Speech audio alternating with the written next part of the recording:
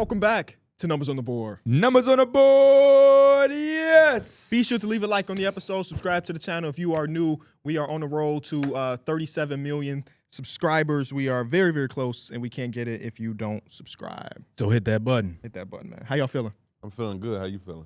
Cannot complain whatsoever, man. I'm tired of that. What? How you feeling? I'm feeling good. How you feeling?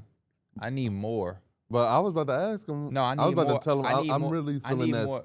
Forget all that I'm for really a second. feeling your crew neck. I KB. need you to really answer his question and be honest with him on how you truly feel it and what's making you feel good. I'm feeling good. Because we start off with that He had a great dryness breakfast every time. He had a great How breakfast. y'all feeling? I'm feeling good, KB. How you feel? Okay. Well, why don't you answer it first? Because he's looking at you, and you always want to answer everything first. Every time we do a segment, last time Mike was like, I'll give mine. You said, oh, you wanted to go first? Go ahead. He got to get his out the way. Answer him precisely. Let's do this over. Go ahead, KB. How we doing today, fellas? I'm feeling amazing, man. I had a great breakfast this morning. How you doing? That was super What did you have? Because I what walked did you eat in for this breakfast? morning, and the aroma. It was a going great through. American bagel. Sausage, egg, and cheese, bacon. Oh, That's just That's what it comes. You eat It's called the Arby's? American Sunrise. you eat Arby's? No, Oh, because they got the meats. they do have the meats. And look like you I only eat at Arby's if it's for a video. Okay. That's very peculiar. Why is that very peculiar? Because we were talking in the group or in Discord about your YouTube channel only having one upload since July. Yeah, and definitely won't be eating at Arby's. Did he even give you an explanation for that? Well, I haven't been eating new food. What's his explanation? Yeah, Oh, so you just haven't been working.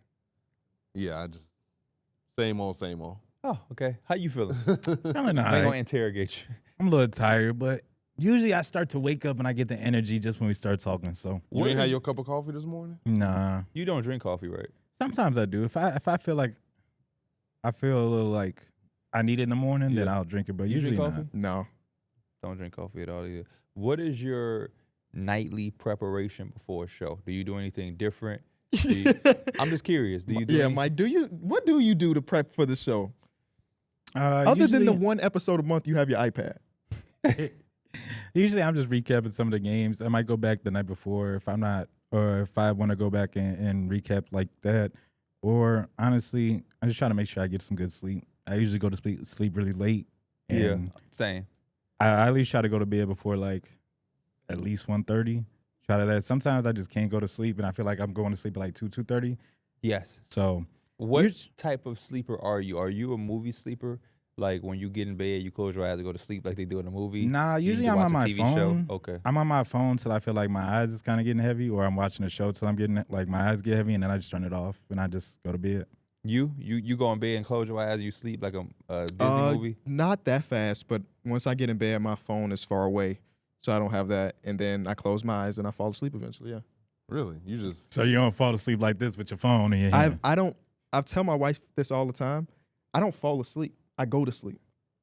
Yeah. Like I have real? to. I have to close my eyes. I can't just lay in bed and wait for it to happen. Oh, yeah. Really? I'm actually kind of the opposite. Like a lot of times when I'm trying to Force go to myself? sleep, Yeah. it don't work. Mm. But a lot of times I'll watch my phone or have something on the TV because I do fall asleep. Where like I'm watching, I don't know, Gerald Wallace with the Bobcats. He had a 20-point something game against your Lakers. Watching the video and I'm doing yeah. and I'm like, oh, I can close my phone. Now I'm asleep. There's no reason I'm going. That's yeah. But yeah, it be tough. It be tough. I be trying everything though. Sometimes I go in a room, everything is off. It's all black. Sometimes I be on my phone. I have a show on.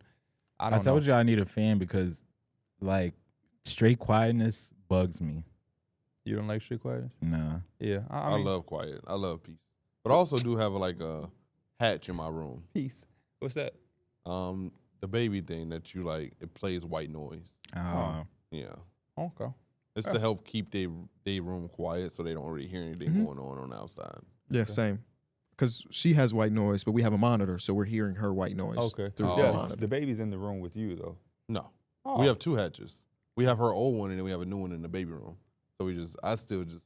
You be When we- using it? Yeah, because when she slept in our room, we used this thing. You got Oh, used okay, I to see. it. So like now I got used to it. And Yeah, he needed that. every night before I go to He bed, I needed turn that. on a thunderstorm feature. So you a big ass Wow. baby because you say I'm going to the crib. Hell yeah. He literally mean the crib. Yeah. Basketball, though. I got to drop the mic. Oh, yes. Who are some players you want to see either take that step in playmaking to add to the game, or you just been impressed with their playmaking in general this season? I would love to see Anthony Edwards take that playmaking jump. He's been phenomenal every other place on the court this season. I think I saw a thing that he's – hold on, let me read it verbatim because I read something this morning that was like, oh, no, Ant-Man is on a whole nother level to start this season, and it had to do with his three-pointers. Anthony Edwards scored a game, had 37 points and 9 three-pointers made in a game versus the Portland Trail Blazers. Edwards reached 50 three-pointers made in his 9th game of the season, tying Steph Curry's NBA record for the fewest games to hit that mark. That's crazy, bro. And I just love his mentality on it. He's saying They going under. Mike Conley telling him, hey, bro, get downhill. And he like, I work too much on my game to just force some shit when they going under the screen. So I'm going to take the shot and make them pay for it. And he's like, I'm surprised that they keep going under the screen. Yeah. He's such a great player. The playmaking is the last piece of the puzzle. And it's not bad right now, don't get me wrong. But that's the very, very last piece of the puzzle that's like, what do you do if he becomes one of the better playmakers in basketball? Yeah, and then for me, I'm keep shooting that shit. Yeah, because why not? At this rate. He's making them so at such a high clip that there's no reason for him to even slow down. And he doesn't feel like, at least we haven't seen it just yet, a settler. So, like, if he does have a 3-game stretch where he's not hitting, it doesn't feel like he's just going to keep firing, that he will put his head down and get to the rim when it matters. But as of right now, if it's going, man, if you can shoot 12 three-pointers a game and shoot 40-something%, you got to do what you got to do, man. You got to do what you got to do. The playmaking question, though, I would like to see a guy like Cam Thomas show us a little something. Exact answer. He literally is a guy that literally attracts – because he's like he's like the scorer on the team. So a lot of times he's seeing two bodies on him. Like, I feel like he could definitely have another whole other aspect to his game to where he can really facilitate and get other guys involved. Yeah, he just scores the ball so well. I don't think he has to be anybody that's leading the league. I mean, leading his team in assists or anything like that. Just add it to open it up a little bit more. Yeah, it would just because a lot of the shots he makes, they are very, very tough shots, and obviously nobody's complaining about that. But the game is to make it as easy as possible. Other guys that come to my mind just off the top of my brain, like when I watch Jonathan Kuminga, he can have like some of the worst tunnel vision in the world. Sure. And because he plays on a Golden State Warriors with such a potent offense and an offensive legend in Steph Curry, you would just want to see him play better basketball. And because we haven't seen him be this player that doesn't have to do that. Some players have tunnel vision, and it's like, damn, I wish they saw that, but I can understand. I was thinking that kind of with when y'all was talking about Cam, because I think he's probably like the first names that come to mind just because he don't really pass the ball that much. But again, it's just for these guys that have the ball in their hands for a lot of time of the game, it's just you need it at this point. It don't really matter if you can score the ball or if you can score at will. Like, you need to be able to open it up for your teammates, or I mean, people are just gonna start triple teaming, like double teaming, and you're gonna see all these different things. Like, playmaking is just part of scoring. You know, it's a blend of the scoring. I think it's a lot of Benedict Mathurin could be better. Benedict Mathurin was on my list. Jaden Ivey, and I think he's still super young, but like he's taking the right steps. Especially, I think there was a moment yesterday.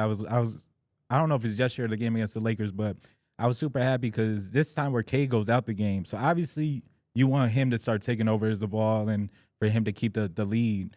And there was a time where he got the ball, he told him to space out. Called the pick and roll. He told Fontecchio, slide over. As soon as he got to his spot, they helped over. Kicked it right to Fontecchio. And it's just like small things like that to just keep the floor balanced and be like a floor general. It go a long way for these guys that just like to score. Yeah, we seeing guys, R.J. Barrett. His playmaking jump this season has been incredible. Jalen Green. I don't know if these are going to be things that are going to stay, but I don't think these guys ever have to be leading their team or anything like that. And I don't even think it has to be the total amount of assists because every single pass won't account for a stat. But it's just to show that I'm a willing passer. I trust my teammates in certain situations so it doesn't become as predictable. A lot of guys in the league, they're so young that I don't think they realize how much of their game is being tracked, even when it isn't a stat. And people pick up on tendencies. The whole league is about tendencies, especially when you talk about these guys who can play, 8 to 12, 13, 14 years. They usually have some type of lane carved out or niche, and they kind of figure out patterns. especially the high-level defenders. A lot of the defenders out here are just watching film and being told all of your patterns. And the elite are going to be able to take that out. And it's such a mind game at the NBA level that it's kind of crazy. You know what I mean? You'll watch a game and you'll see teams do certain things. And as a fan, you'll be like, man, why the hell are they doing that? Like, for example, the Anthony Edwards thing, right? You watch and you will say he's shooting up 3 balls so well. Why are they going under, right? Yeah. There are certain teams out there and certain players that are they're gonna do that for the whole regular season, right? And he's going to be accustomed and thinking that that's what it's going to be. And then right when you know a playoff series is going to start and a team is going to say, we're going to let them have it for 2 quarters like it's the regular season. Then the second half, boom, we blitzing. And he ain't seen a blitz look for a very long time. I'm just speaking out of my ass because Anthony Edwards is going to see blitz. But that's exactly what happened in that series versus the Mavericks. And luckily, Luka is just disgusting. But, like, for the whole first half of the series, they didn't blitz him whatsoever. And I don't know if y'all remember, it was either game 4 or game 5. He got blitzed every time he touched the ball in a pick and roll. And he's Luka Doncic, so he made them pay. Right. But it's like, yeah, you have to play this mind games or this chess game by – you can't play the same way against these elite level talents. The Kings did that last night against the Clippers. James Harden didn't get blitzed at all, but then those last like 5 to 7, maybe even 8 minutes, they started blitzing them. And what happened? And then Norman Powell was open 100% of the time. But then also the Clippers went through a stretch where they just looked like a bad team. Like, and it was like, I mean, they're fine. They're like a yeah, but like it was like, damn, if James Harden get blitzed, don't nobody else know what to do with the damn ball? Yeah, I mean, I feel that. Luckily, Norman Powell is living up to every word he said this offseason, bro. legitimately, and Amir Coffey be having these moments. Yes, he man, do. Where he just hey, makes I'm shots. so glad for Amir Coffey and Brandon Boston Jr. too, because it was a Yes. long time where I was just like, they're just kind of chilling on the Clippers Zaire deep Williams bench. too. He wasn't chilling on the Clippers, but Zaire Williams is another guy who has had some few moments with the Nets where again it's the same sentiment of like, it just feels good to be able to see guys who, for a while, it looked like they just weren't getting a chance. You know, and like Brandon Boston, he was literally behind Kawhi Leonard and Paul Bro, I George. feel like him and Amir Coffey, just like anytime there was a big injuries or they were just like a lot of garbage time minutes, they were gonna slide in, and they usually did pretty good. Like I'm pretty sure Amir they had Coffey 15. was a starter when some of those guys. They had like 15 and 20-point games. Like they could hoop, they just never really had a chance to. But now, I mean, they got a lot of opportunity this year. Yeah, Brandon Boston's starting. That whole starting lineup for like 2 weeks into the season was kind of crazy. Last night they were playing the Magic, and at one point I looked because I was watching the game, and they had Jose Alvarado on the floor. They had Javonte Green. Shout out to Vontae. They had Trey Jamison. They had who did we just talk? Brandon Boston Jr. And I can't even Yves remember. Messi was maybe on the court. Maybe Yves Messi. Yeah. That was the 5 that was like in the middle of it. This ain't garbage time. This is like we're compete. Like What do y'all do with Zion? So far this season, he's missed games with an illness, right hamstring tightness, left hamstring soreness, right hamstring soreness, and left hamstring tightness. So both of his hammies are going through some stuff where he can be a late scratch on any night. So far this season, I would say he's been underwhelming, 40% from the field for somebody that's really dunks and layups. How do y'all navigate the Pelicans' future? I think they are in a weird spot to where, like, sure, they do have to make a decision. They have to make this big decision this offseason when you're talking about with Brandon Ingram. they made it already. But also, I don't think when you look at this team, I don't think Zion has shown me enough to where, like, he is my one that's going to catapult me into being, like, this championship contending team. So, like, I think they're in just this, like, this weird – they're going to be in this weird purgatory where they're going to be – I think Zion's good enough to have you okay and solid. But, like, you're never going to be that team that's favored to win. And I think they still, like, a piece or two away. And I just don't know. They need that dude that's going to come in and be the guy. To where even if Zion ain't there, we still really good. And I just don't know who that is. It feels really Kawhi-esque. Like, in the terms of, like, every time he really starts to ramp it up or get it going, Because Kawhi, he kind of gets hurt. Kawhi, I mean, Kawhi he got runs. Yeah. He do. I'm I talking don't about, think like, Zion kinda, hasn't had that run. He hasn't even played in the playoffs yet. That's why it makes it a little bit more tougher for them because at least, like the teams that trick themselves, like the Clippers, we can sit up here and we can have hindsight and laugh at the Clippers, but they didn't really do anything wrong. Only thing I think they did wrong, there's 2 things. Giving Kawhi that extension that damn early. There's really no reason to give him that much money in January. And then I can't even say the second one is that wrong because James Harden has got them at least competent. They paid James Harden a lot of money. Yeah. Everything else, any other GM would have done. If you telling me the dude That coming off contract ain't that long either. no, it's not. If you told me the dude coming off the Finals MVP wanted to come to your team, you're gonna say yes. And he wanted wants to bring Paul the dude who was third in MVP this season, you're gonna say yes to that.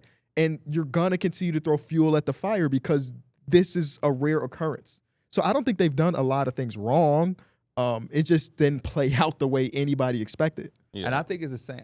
It's kind of like with the Pelicans, going back to them, me personally, what I would do is I would ride it out because we are 8 games into the season.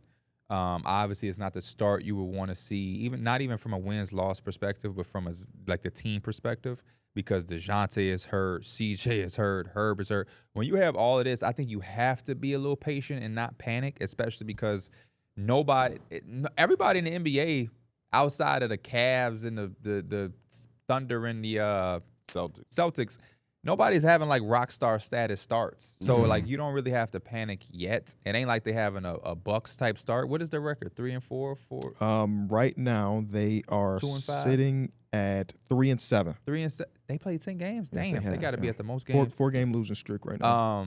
It's so weird how some teams have played 10, Yeah. like them, but then some of them only play like 7. 7 or 8. So yeah, I mean, again, this is not the greatest start. I thought that record was a little bit better, but 4-game losing streak. I mean, I guess you would expect that to happen. You just have to kind of play it out because they've tried. They went out and got DeJounte Murray. They went out and got CJ. You know what I mean? They nailed it with the Trey Murphy Jr. pick. They nailed it with the Herb Jones pick. Trey Murphy's supposed to potentially return Monday. Yes. You got to get these guys healthy and really take a glance at the team. I think some of the things that we'll consider as mistakes, we would have made the same ones, and I think only hindsight is going to call those mistakes. Yeah. But I think they really committed their team without giving it a fair look because of the money. But I think you were supposed to evaluate this team with Brandon Ingram before you got too sure that you didn't need him, because Brandon Ingram has been your best player this season, Yeah, and he is probably a guy that is playing himself into a nice-ass contract on behalf of y'all playing around with his money. So when he goes into the open market, somebody's going to be there for him. And if you're worried about paying him, my concern is if you're worried about paying him and you don't want to, then what do you do when you trade him? Because if you traded him, you're not trading him for nothing. He's going to bring back something that's going to cost as well. So, I mean, I don't know where you go. And they're one of those weird teams where it feel like they missing things, but they got a lot at the same time. They got a lot of talent. They had a lot at the same time. So I don't really know. I don't know. But I definitely think they have to be patient because when they are healthy, they look promising. I know, but when you talk about being patient, a lot of those guys are out for weeks. Like, What's the other option? No, they literally don't have an option. But it's like they're gonna be so deep in a hole, probably like record wise, that it's gonna be like, damn, how the hell they gonna come out of this? Yeah. It's going to take a drastic turn. Like, they're going to have to go on like a 10, 12-game win streak or like win like 20 out of their last like And 30 or 3-7, if you're in the Eastern Conference, you're 1 game out of the play-in. Yeah, because the Knicks are 4-4 and we comfortable. But if you look at the Western Conference, they're 3-7 and they right above the Jazz. So they're 14th in the conference right now. But again, they are not that far back from everybody else. 2.5 games. Yeah, to get 2.5 back into the games. mix. Yeah. But Yeah, I get yeah. what you're saying because they're out 72 weeks games left. and they're already on a 4-game losing streak. This could turn into a 7-game losing streak before we know it. So, And then at that point, it's just like, whew. You're going to have to hope that teams above you also go through a drought, and then you also just got it going. It's a lot of things got to go right for you to make it out in the West. it's really tough for them too because it's like if they did, for whatever reason, and I'm really going far right now, wanted to pivot away from Zion, his value is not nearly what it would be the lowest as we've ever seen. Yeah. Yeah. I don't know if he's that generational talent that he was projected to be when he came in. I think he started off that way, but I think he has not reached that pedestal of what we thought he could be. 2-time All-Star as of today. The team is good when he plays. Yeah, he It's is just very a good. matter I'm not of- saying he's a bad Yeah, no, basketball for sure, player. for It's sure. just Like, they need he him is on a the good court. basketball No, player. absolutely. They need him Because on the court. in Cooper Flagg's first game, they was saying, man, they saying this guy could not only do to Duke but do to college basketball what the other guy did. Mhm. And they was talking about Zion Williamson, and I'm like, as good as Cooper Flag P. is? No. No. Zion had me tuning in with y'all to watch. That's what I'm saying. Yeah. Like, no. To watch Duke. And I Zion get, was must-watch TV. Yes. I was there when he bust through that shoe. so I agree with you when you say he hasn't been a generation guy because it's not because of like the hype was really, really, really, really real. Like to the point where they're trying to compare it to Cooper Flag, and Cooper Flag is hyped. But I'm even looking at it like, nah, this shit wasn't like this. This is hype. Don't get me wrong, Cooper Flag got hype. But yeah, Zion had like, he had shit booming. And then it was not only that, he brought RJ, Cam Reddish, that class. Yeah. Man, them dudes was Their schedule coming up, talking about the Pelicans, is Nets, Thunder, Nuggets, Lakers, Mavericks, Cavs, Warriors. Oh. So I say about 1-5, 1-6. You said about 7-16. Is this a home stretch or road trip? It's a little bit of both. Okay. Because the Nets ain't an easy game either. Yeah, they're not. Dennis Schroeder has been on one. Yeah, Dennis They're Schroeder, doing Cam exactly Thomas? what Yeah. you want to do. Like last night, they lost. But But that was they- a good loss. That was a good loss. I was like, they can't go to the locker room and be. They gonna be a little upset, Right, 'cause obviously. they competitors. But y'all got to realize we just went toe to toe with the former champions. I know they ain't had Jaylen Brown and Porzingis, but still, Hey, they still had it's a good team still. Yeah, Great they team still had a still. great team out there. Yeah. Next, I want to get to the last undefeated team. The Cavs are still doing it. Yesterday, they put up 80-plus points in the first half against the Warriors, This who game was crazy, bro. are the second best defense in basketball going into last night. They put up 80 and a half. Well, 82 and a half. 82 It and just a half. feel like the Cavs got all the answers. I mean, they got the playmaking on the perimeter, and they can make the reads down low and make it easier for Jarrett Allen. Evan Mobley's taking a huge offensive step. I mean, this is the most I ever seen him just take the ball off the dribble and just go dunk the ball or go make a shot. And I think their bench is playing. Karis LeVert is playing well. I He's think been they're phenomenal, man. Ty Jerome, literally, I think he was one of the catalysts, not for the Warriors game, but the game before that. I think they were against the Bucks. Shit, He was a one of the huge catalyst against that. So, like, they have a lot of players rolling right now. And honestly, I think it's really just the chemistry and them keep being together for all these years. They finally really get to play together, and they have the chemistry. My boy Six Rings of Steel made a tweet like 2 days ago asking every fan base, like, who's been the most disappointing player on your roster? And Cavs fans was like, I don't know. Maybe Donovan Mitchell, and he's still having a phenomenal season. Yeah. That's how great it's going for the Cavs, where they don't even have, like, every team feels like they have one guy that's disappointed. D'Angelo Russell's been ass. Patrick Williams has been ass. I don't know. Jalen Brunson has been ass, but he hasn't been the He hasn't been All-NBA JB player. that we know. Not close. I don't know what team you represent today, but somebody's been ass The on that entire team. Bucks. Oh, yeah, the The Bucks. entire Bucks. But for the Cavs, it's like everybody's playing amazing right now, which is crazy. Ty Jerome was 5 for 5 from the field in the first half, and it I just wish felt he like was they in a couldn't party. miss. I wish he was in a party. The game was start. The game they were busting ass, whatever. That was my game of the night, and by the second quarter, I was like, Yeah. oh, okay. Ty Jerome checks in, right? And we all in there. We just talking, just watch. Because a lot of these games, they was whatever. I'm like, man, Ty Jerome probably the best, my favorite 9-10 man in the game right now. He be hooping. He be getting his shit done. And I swear you would think he heard me. I swear you would think he heard me. He had 13 points in that quarter, just letting it fly. He is a guy, like, there are certain people, and I'm not going to say no names, but I be seeing players get garbage time minutes.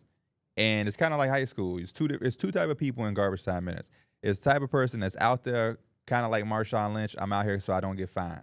And then you have a garbage time guy who is trying to hoop. Like Peyton Pritchard was a garbage time guy that said publicly, I use garbage time as real minutes so I can get my shit off. I work on my game. Ty Jerome seems to be that guy, and That actually I worked love for it. Peyton Pritchard a lot. because I see a lot of Deuce guys. McBride, too. Deuce McBride. A lot of guys get in there and they just pass and cut and run through the motions. Some of these other dudes be working on their shit, step back three in, and they be like, I love it. So yeah, the Cavaliers they firing on all cylinders. Number 1 defense, 8 offense. I told y'all yesterday, as good as they've been, I thought they were 2-2. as good as they've been. Who was 2-2? Number 2 in offense and number 2 in defense. I just checked the offense. They 8th. Oh, okay. I I got 2, baby. You got 2. Yeah, I'm cleaning the glass. 10-0. Number 2 offense. Are you looking on the NBA side? Oh, they are. No, they're number 1 right here, and I got 8 defensively. I'm sorry, Where you at with it? team ranker. Okay, rank because it clean the constantly. glass filters out garbage time. Oh, So- it does. So that's probably Okay. why you're gonna get different. Shout out to Clean and Glass for that because that's major. There's a Yeah. website that doesn't, and it irks Basketball me. Reference doesn't do it. It's like, come on, bro. I never knew when I'm on. the I never knew cleaning. Is it NBA or maybe ESPN? One of them. It's like you'll classify the best 3-point shooters, and it'll be guys shooting 100%. It's like, bro, get his ass out of here. Yeah, I know exactly what you. He made 1 3. Like, I don't move. I got a surprise for y'all. What? I got the top 5 hottest duos in the league right now. Ooh. I want to see. Well, honestly, you I don't trying to care see if if y'all we really can- Hottest or best? the hottest. Okay. Not the best. Okay. Like, Okay. is this you or we No, this is guessing? my list. Oh, bet. So y'all tell me what I y'all would like change. I like it being hottest and not the best. Me too. I tried to. Yeah. So y'all tell me what y'all would change, or if y'all just simply like the list. At number 5. Actually, no. Let's go into some honorable mentions real Okay, quick. yeah, cool with that. I have Luka and Kyrie. Sure. Did not make it yet, but we all know about the talent they got. I couldn't make this. The next duo I'm about to say, they couldn't make the list, but I love them. Brandon Miller and LaMelo Ball did not make the top duo list. Not They'll mad be at there that. one day. Yeah. They'll be there one day. Isn't it? Let's use some of these as talking points because I Sure. don't know how much we're going to talk about every team. Sure. But does it wow y'all or amaze y'all how a team like the Hornets have made good moves like drafting him and LaMelo is healthy, but yet they still seem so far away? No. Not really, because like other than those two, like of course you got the Trey Man trade that looks like a win. Even the Grant Williams trade looks like a win. The rest is just kind of Yeah, I think they're still like in the middle of a rebuild. shout out to Diabite. Right. Great, but like I understand that, but I'm saying that ain't crazy to you. How long have they been in a rebuild? under the current regime, 2 years. Before that, it was a little bit long. It was a little Yeah. bit longer. This all has been a rebuild to me. Yeah, no, I feel that. Just because I look at Brandon Miller's only in his second year. LaMelo, he battled the injuries to his first few years. He's now fully healthy. He's playing good. I mean, I just don't. They don't really have much, but they also have I think lot. you misunderstand what I'm saying. I'm not surprised that I didn't think that the Hornets were going to the playoffs. I'm just saying it don't be crazy to you that teams be in a rebuild for 9 years. Oh, for sure. Yeah, I mean, You don't be looking at these teams like, damn, you like that just comes with the incompetence of some front offices, right? Like Detroit's finally looking okay, but they're in year 6 of their rebuild. Mm-hmm. I mean, it depends on what we consider a rebuild, because like those years with Kemba, they were cool to make a playoff push, but that they weren't getting out of the first round. yeah. So like to me, that's not a rebuild because they were making the playoffs. That was their goal. They was accomplishing it. It looked like a decent team, and you can go from there. This Post team Kemba. hasn't had that. Yeah. And it's like, was yeah, gonna say, too- granted, I didn't think that they were going to make the playoffs, but I mean, I still look at them and I don't. They don't seem to be that much different. Besides the fact that you have bright spots like LaMelo is healthy and Brandon Miller is getting better, and then you have the Trey Man moments to start the season. But it ain't shit that's like drastically different I would feel like the East would in be results because Charles Lee is there and it's going to be a little different. I feel like for the sure. East would be more like quicker turnaround when it comes to rebuilding, just because it's a little bit more open and like it's about top 5, top 6 heavy, and then you start getting into real openness. I mean, for the West, it feels like you gotta wait for teams to start falling apart before your rebuild really like. Or I you think got to hit on a Luka Doncic. that's like I think the Jazz is one of them teams that's kind of just waiting for one of these other teams to fall off or something like that. Because it's like it's a lot of things that go on for you to take that jump, especially when it's a lot of teams that are like they're not falling off yet. If you know what I mean. The Hornets, as of today, would host the playoff series. They're the 4th seed at 4 or 5 out east. East is just crazy, right? Yeah, a team like the Jazz, they still got another move to make where they potentially trade Larry Marketing. Next season, yeah. So like they might be in the middle of but they gonna go into a whole nother part of their rebuild after they trade him. I just was looking because watching the Hornets last night. I love what the Hornets have done this season. I enjoy watching them. I think that they're having a successful start to the season. But when I think about like once we hit to a certain point, will they still be in the mix of that? And it's kind of hard to say. I think they're like a 2-year away. years? Yeah, I'm gonna give them like 2 more years. Where they're before I start. starting Taj Gibson at the moment. That's the type of shit I be. And all I'm doing here, I'm not trashing them. I'm just putting because we had a fan was like, man, I hope y'all talk about my Hornets today on like the podcast. And I was just trying to put myself in the shoes of like a Hornets. Well, they just had their best fan. defensive game in 3 years, according to stats, because the Pacers can't fucking score. Our game was Bro, so that nasty. game was so disappointing. I turned it on and I'm like, Yeah, this you shit wanted to be weak. more scoring. I was like, why they got 44-42 at half? Yeah, it What is was- this? The sports book had it as the highest total points of all the nights. So I thought this was going to be a bloodbath, Yes. fast pace. It was not that whatsoever. Shout out to the Hornets, man. I do love the fact that they on the list because I love LaMelo and Brandon Miller. And if I was a fan of the Hornets, that would excite me enough. But I do wish we could see some damn Mark Williams. I've watched majority of their games this year, and he be just fly. He's damn near going into Jared Vanderbilt land, man. Just over that fly. Shout out to my boy Trey Mann, too, and shout out to Charles Lee. They do look different. I'm just saying. Every once in a while I tune into a team and be like, damn, y'all really is in like year 11 of the They rebuild. said seen, Charles Lee's been coaching in the NBA for 15 years. He's like 30, 35. He's been an assistant. For who Since before he- the Bucks? I don't know. I think it said Atlanta. They had like it was 3 teams. It was Atlanta, it was Boston, Oh, these all make sense and then because somebody else. Budenholzer from Atlanta, Budenholzer with the Bucks, and then stayed probably with the Bucks after Budenholzer. Yeah, okay, that makes sense. And then But he's been there since he's like, how do you get a assistant coaching job at 21 years old? You gotta know. was he people. related to somebody? I have no idea. Maybe Yeah. played for somebody out. Yeah, he probably had some. He knew somebody. Some obviously. connections. Hey, shout out to them for hiring him. They knew what they was doing. And then Shout out to the Hornets too. last honorable mention, Anthony Edwards and Julius Randle. Anthony Edwards probably the hottest man on earth. I'm right now surprised they comes to didn't make shooting. it. Yeah. Yeah. That's just Julius Randle. He's been really good, but it ain't been like on fire type Can of we hot. revisit our conversation? About Well, what? About Julius Randle? People was in the comments, in my video talking about you. What did I say? Because you had said that Karl-Anthony Towns was an exceptional defender. And my video was about how bad the Knicks defense is. And somebody in the comment, I wasn't even thinking about you when I made the video, but I read the comments this morning or last night, and somebody was like, when you was they was like, this video made me remember when Darrick called Karl-Anthony Towns an exceptional defender. Because I had laid out in the video like, man, Cat over the last few years was cool because you had Rudy. Jaden McDaniels, Anthony Edwards, all of these guys. But now he is the back line of your defense. And the Knicks have struggled, except for last night, of course, after I make the video, because he's the back line of your defense. And he has bad feet. His feet is choppy. We got to play drop coverage because he can't go hedge, because then if we get in the switch, that's just barbecue chicken. And we're in a situation where, you know, we have to already have Brunson. It's impossible to hide a center. And we've tried. Against the Rockets, I don't know if y'all watched the Rockets games when we played them. They put OG Anunoby on Operation Goon. They that tried fourth to quarter. hide a center on defense. And even then, OG Anunoby allowed him to go baseline because he was expecting Karl-Anthony Towns to be there and help, and Cat wasn't there and help. And even and OG he was like, guarding who? Who on the Rockets could, if we were playing the Rockets and we were professionals, and I said, hey, you're guarding him so you can help, who would you think that you were guarding? Dylan Brooks. No. It's another person A on the guy team who that cannot do not shoot. shoot. That's what people say when they say you can But help. he asking who though? Who on the Rockets? Come on, man. It should be easy. Jingle? No. It's one dude that chasing into that game. You know damn well he's not shooting the ball. He actually hit a mid-range jumper. And I That's was about like, as okay. best he could get. I was like, okay. I don't know who y'all talking about. Amen Thompson? Oh shit! Yeah.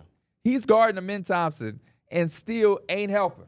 Yeah. So Nan's like, but that was the only thing. The comment, somebody in the comments, and then another person was replying to them, and they had was an exchange. They was like, yeah, Darrick usually be sometimes on the money with some of the shit he's saying, but I still can't believe he's called. Darrick is either really hot or really cold. Yeah. He's like I don't know. What's his NBA comp when it comes to his NBA takes? Karis LeVert. He's J.R. Smith. But you know I what's like funny? J.R. Smith. I like that one.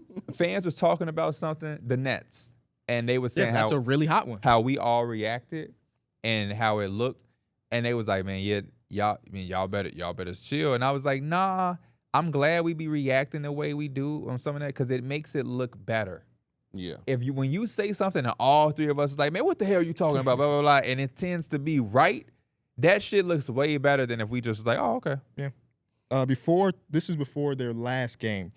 Opponents are scoring almost any time Karl-Anthony Towns is guarding at the rim. Cat ranks dead last amongst 73 players to contest at least 25 shots at the rim with defensive field goal percentage of 90%. That's insane. And 90%. That's your back line. That's your back line. That's your back line of defense. But that also just speaks, Bam, to like everybody on the court has to be contributing on the defensive end for you to be like an elite defensive team. You know, I mean, we were looking at this team like, man, they got OG, Mikal, like it should be lockup. But even then, Mikal. if you eliminate the game when the Boston Celtics shot the most or hit the most threes in the NBA or tied that, they have a top 3 defense. But that one game changes all of their advanced stats. I also would say this. Don't forget, we beat the hell out of the Pacers. Yes. And in that game, they shot, 3 of 30 from 3. The next time the Pacers play us, that won't happen. But you know what happened? The things that I pointed out about the Knicks in my video was like, we have some shit that's going our way right now.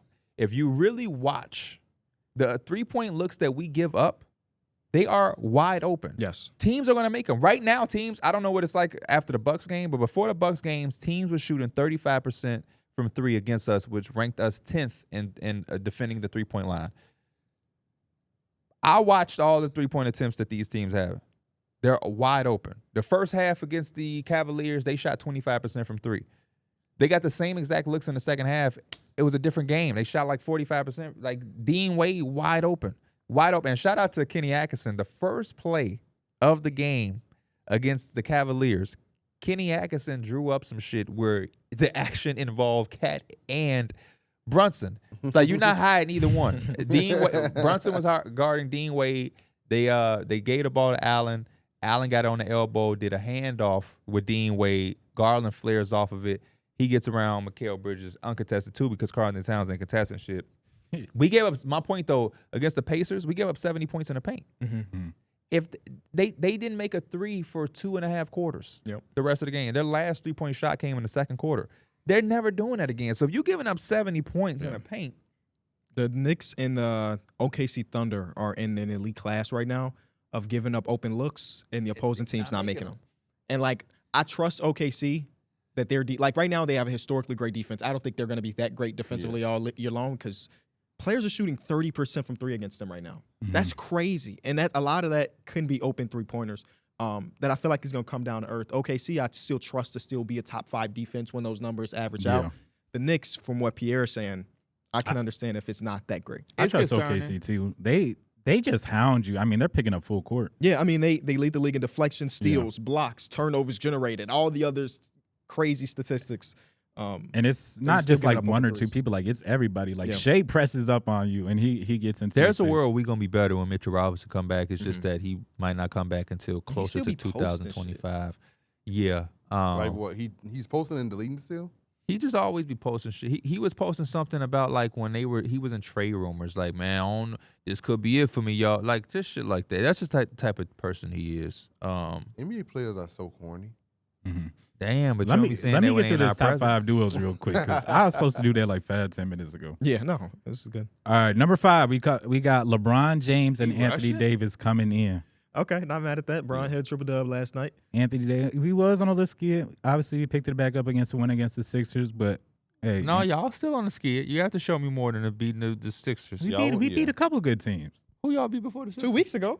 Yeah, y'all went on that road trip. Y'all went on that road trip. I said y'all are still on the skid. Y'all was 1-4 in your last 5. You just won the game. We were missing Anthony Davis one before. Yeah, y'all right. We was on a skid. We on a 1-game streak right now. Number 4, Shea and Chet. I love it. Okay. I'm just gonna say you're not on a streak if you win 1 game. I'm just. We on a 1-game win streak. You know, Mike accountability ain't high, so I just left it alone. And I'm not saying much because you want to fly through this list. By the way, so that means multiple teams essentially have 1-game win streaks. Yes, streaking. Streak. Yeah. Like I said, number 4 is Shea and Chet. Chet, on arguably a DPOY, and then Shea. He not at his 30 yet, but.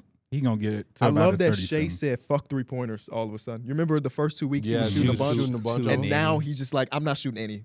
Let me get back to my bread and butter so I can average my 30."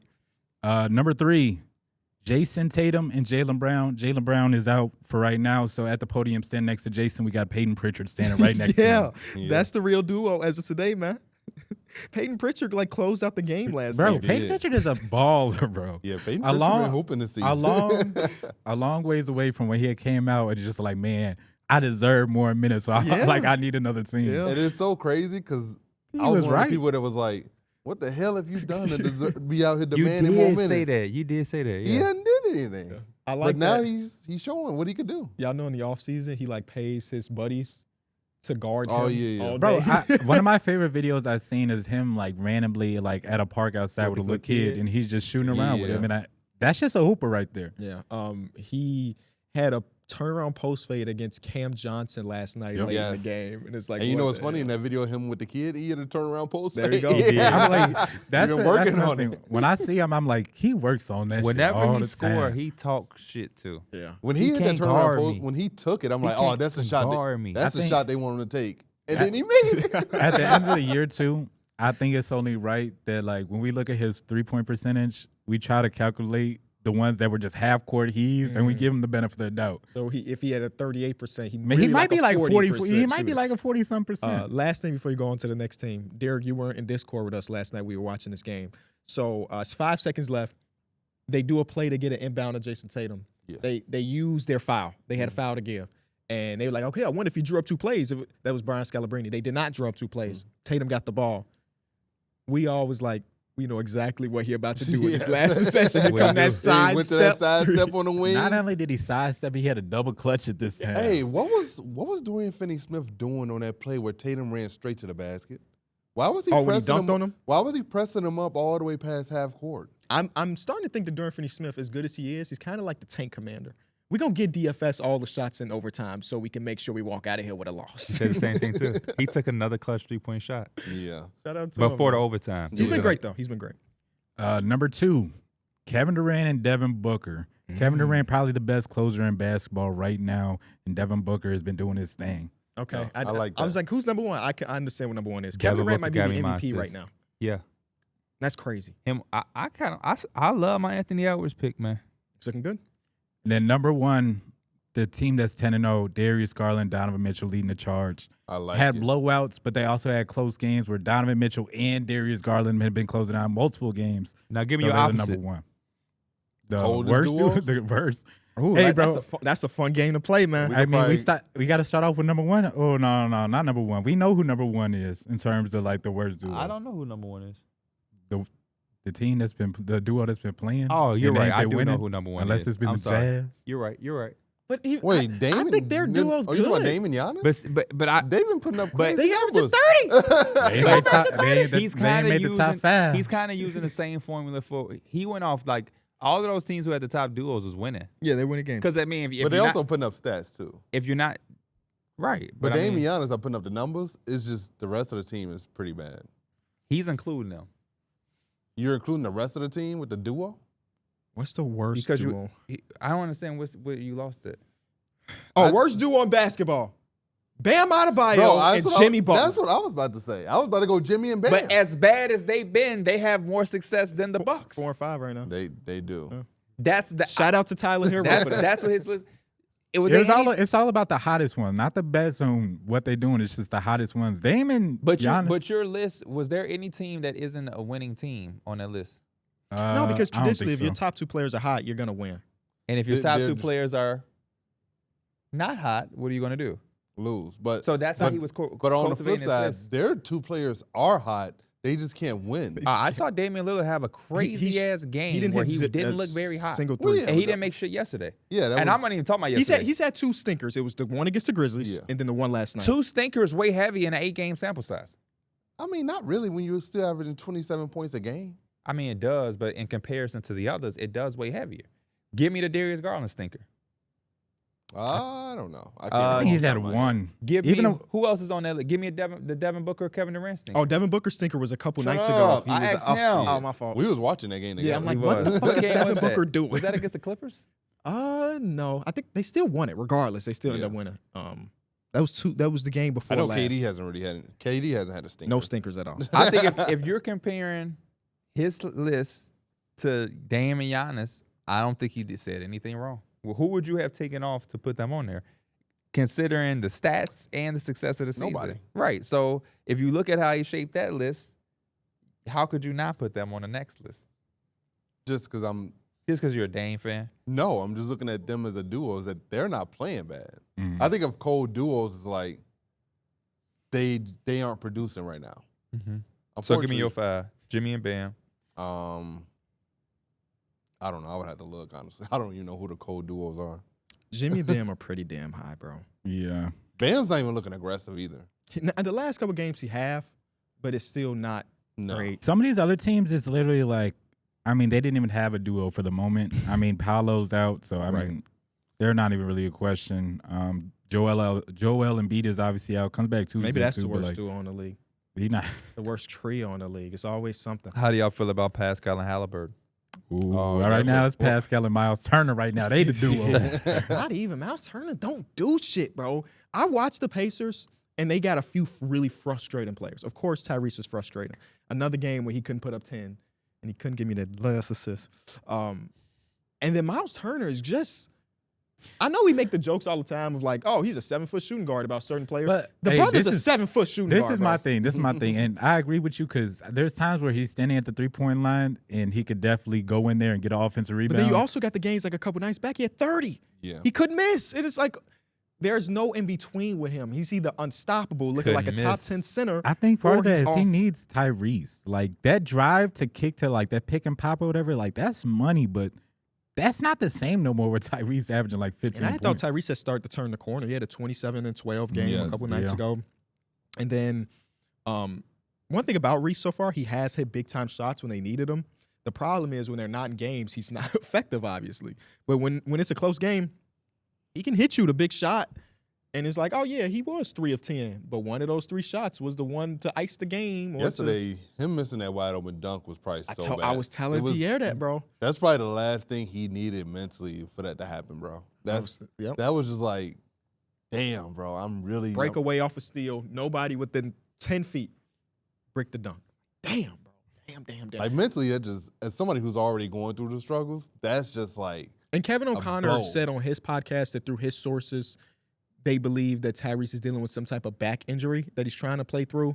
I don't know if Kevin O'Connor has crazy sources to know if that's true or not. But as we all know, like those back injuries really fuck with people. oh yeah. I don't want to make it too extreme because like Ben has had surgeries. It's not just an injury. Like Steve Kerr and Steve Nash both had surgeries, but like Yeah. those back injuries have really plateaued players' career / killed a player career. Well, if his back is hurting like that, I think he should go get surgery.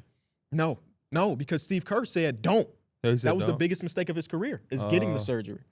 Like even today, where he's 50-something, he still not working the exact same way. So No, hey, if his back is hurting, and I'll be honest, I hate when players do that because we don't hear about any injuries when shit is going good. Mhm. But as a person who's dealt with some back pain before, not having the greatest posture, sleeping on a broken bed for months, I don't know why I was doing that.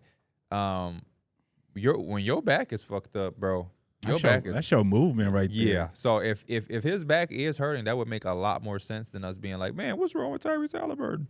Because yeah, your back is everything, man.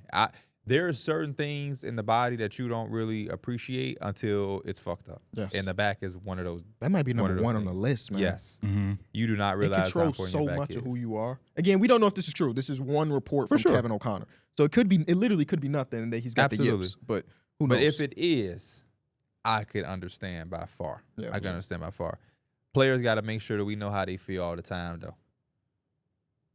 They don't have to, No. but I'm just we never know how Kawhi's feeling. But I'm just being honest. Oh, I know he feeling good. James Harden was tickling his ass. You seen that picture? No. You didn't see? Y'all seen that?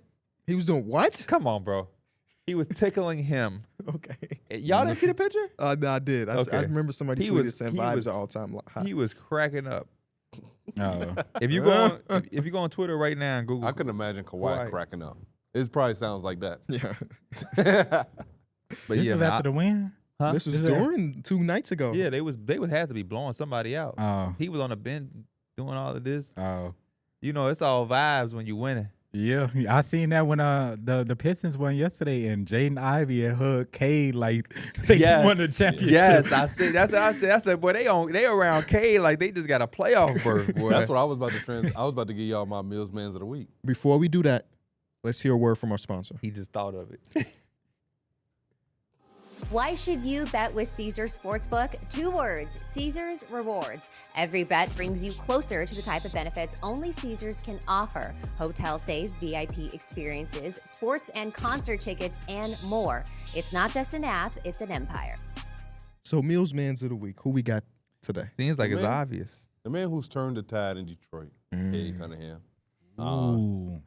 3 triple-doubles. Mm-hmm. He iced 2 games this week. Game-stealing block last night. He's looked phenomenal. What I'm loving the most about Cade is that he's being relentless at getting to the rim, especially if you put a smaller guard on him. It's just like, watch out, clear out, and it's layups. Like he's not overcomplicating the game for himself. He's taking what the defense is giving him, and he's making it easy, and he's also playmaking at a high level too. Last night without Jalen Duren, he took it upon himself. Even that game against the Hornets, where he got hurt, he started rebounding the ball at a high level too. He was just like, I'm gonna just do a little bit of everything for us just because we down 1 man. Game-winning block. Yep, I already said that. Oh. Yeah, it's so crazy because when the ESPN 1000 came out, they had Cade Cunningham at 67. 100. What'd I say? 1,000. Oh, that's the radio That would be network. it. It's not even ESPN 1,000. ESPN 100, and I tweeted like, ESPN has always got some jackassery in their ratings. Like last year, no Darrick White at all. Even this year, when we talk about Derek Lively being in the top 50, whatever it was. But out of all of that, I said that Cade Cunningham being at 60-something might have been the worst one. And a lot of people, majority of people was like, yeah, Kenny, you know what I'm saying? But there were people, that tweet went viral. And there were so many people in their quotes talking about Cade Cunningham is not as good as y'all think he is. And I swear those are the people that are watching the game of basketball through a fucking calculator. Because if you watch this brother play, you will understand how good of a player he is. Like, yes, he's not the most efficient player. Yes, he still turns the ball over a lot. But he's such, like, the whole empty stats with some of these guard conversations have always pissed me off. LaMelo Ball, empty stats player, doesn't make sense. The man wins games when he has a good team. He did that when he was a second year in basketball. He with us. KB, you used to be on that empty stat shit too. No. Now, I'm not saying to their degree, but you used to say his shit was empty stats. Like who? I can't remember. It was a long time ago. Like Drummond's rebounding? It was a long time ago. We've been podcasting for a long time. I'm talking about when we was in an apartment. Talking about Devin Booker. I've never called that. I've liked Donovan Mitchell more than him, but I'm not putting no names out because I can't I just remember that was like one of the first conversation we really started having about empty stats was around the Devin Booker. And not that we were saying it, but like that was a real conversation people were having with the Phoenix Suns having no season. So let me dial it back. Let me not say KB was calling people empty stats, but Mike is correct. The empty stats thing was coming up way back when we were first podcasting and we would conversate about it. And I don't want to say you was calling it, but you wasn't super against some of the shit either. When we would have the conversation, because I know I used to be like, ain't no way in hell y'all trying to say that this is empty. Because I don't agree with empty stats on really any level, because they're Jerry Stackhouse. Jerry Stackhouse said an empty stats 30 points. Yeah, that's the one name that I can vividly guarantee and remember off the top of my head. Scoring and they won 20 games. But shit, he was doing his thing. He was doing his thing. Somebody got to put the ball in the cup. You know what I'm saying? But that's the conversation for empty stats. But let me dial back and not say you were saying any. But it's good to hear you be against it with this passion. Is all I'm saying. I'm sure there are some players that it might make sense for. But LaMelo and Cade Cunningham are not, because if you watch them play, their team is just better with them having the ball. And I'm waiting more than them being 4 and 5, whatever it is, before I go to those replies and talk shit to the people that really was out here talking about like statistics. Like, it blows my goddamn mind when you look at that team that took 40 games last year to win 4 games. It took them 40 games to win 4. And you mad at Cade Cunningham because it took that long? Like, yeah, he deserves some responsibility for it. But look at the fucking roster that was around him. Killian Hayes is in the G League right now. He got cut from an NBA roster for a second time in 1 year to be in the G League. Kevin Knox has no NBA job right now. Kevin Knox started some of the games last season. His brother played with Coach Cal. He was knocking down. He was a bright spot for them last season a little bit. Carter Knox. Hey, Hey, I'm done, bro. I'm done. Did you even hear what Mike just said? Yeah.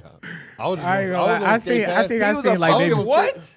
A bright what? They lost I think I 27 seen- straight games. I think There's he had, bright like, two spot. games. You that I just watched. put your what size shoe you got? That's well. You just put a size 12 all in your mouth. You put your foot deep into your mouth, boy. I remember he had No a couple disrespect big to games. Kevin Let me Knox see- at all. Let me see 'cause if he had a is- 20-point game last season. Kevin Knox don't deserve no disrespect randomly when he's just trying to get into the league. Do you think Kevin Knox enjoys his new Fortnite season? But he was not no bright spot for shit. What are you looking up? I said I want to see his season high last season. I don't give a fuck what it was. He was not no bright Why spot. you so bad?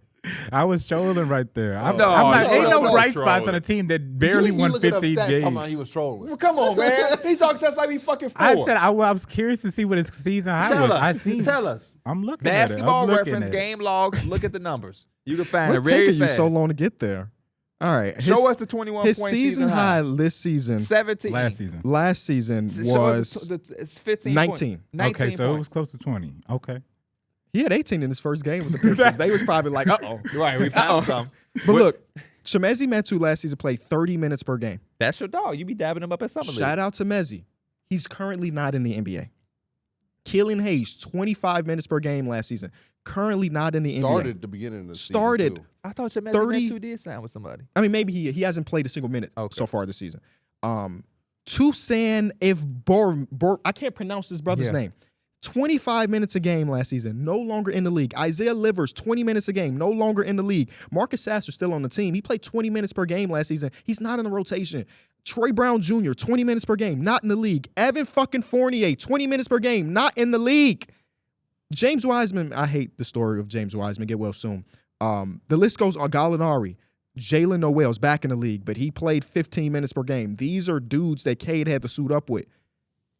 All of those dudes I just mentioned either don't have an NBA job or have not touched the court this season alone. Yeah, and now he has competent players right? around him. Yes. And hey, the team is one game below 500. I love this, man. I love this. We need more of this, in my opinion. We need more. We need more checking. Everybody is so negative about the wrong things. Everybody want to troll. We need to nip this shit in the bud.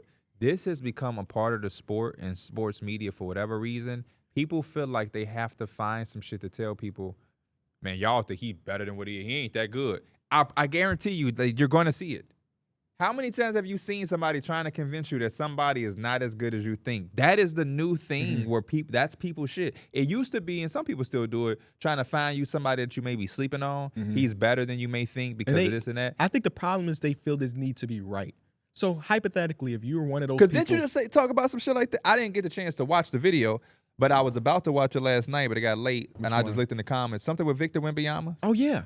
We can talk about the Vic stuff, but I think the problem is, okay, let's say you did have the take that Cade Cunningham is not as good as we think.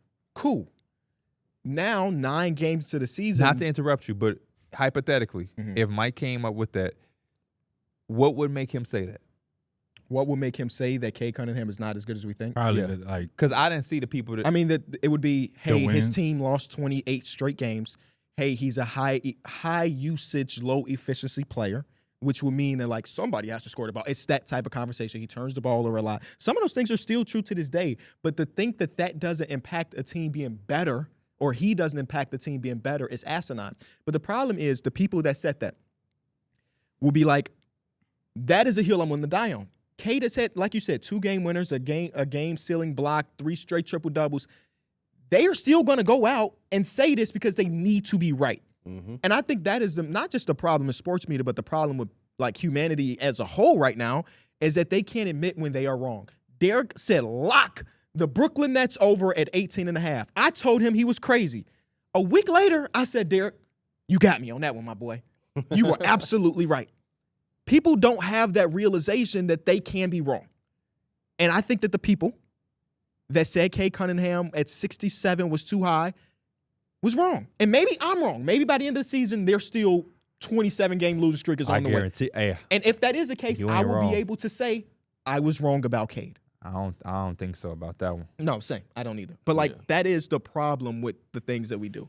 Because like even I'm trying to think about another example of this. I The think what- Clippers thing. The Clippers thing. I had the Clippers at the 13th seed on my prediction video.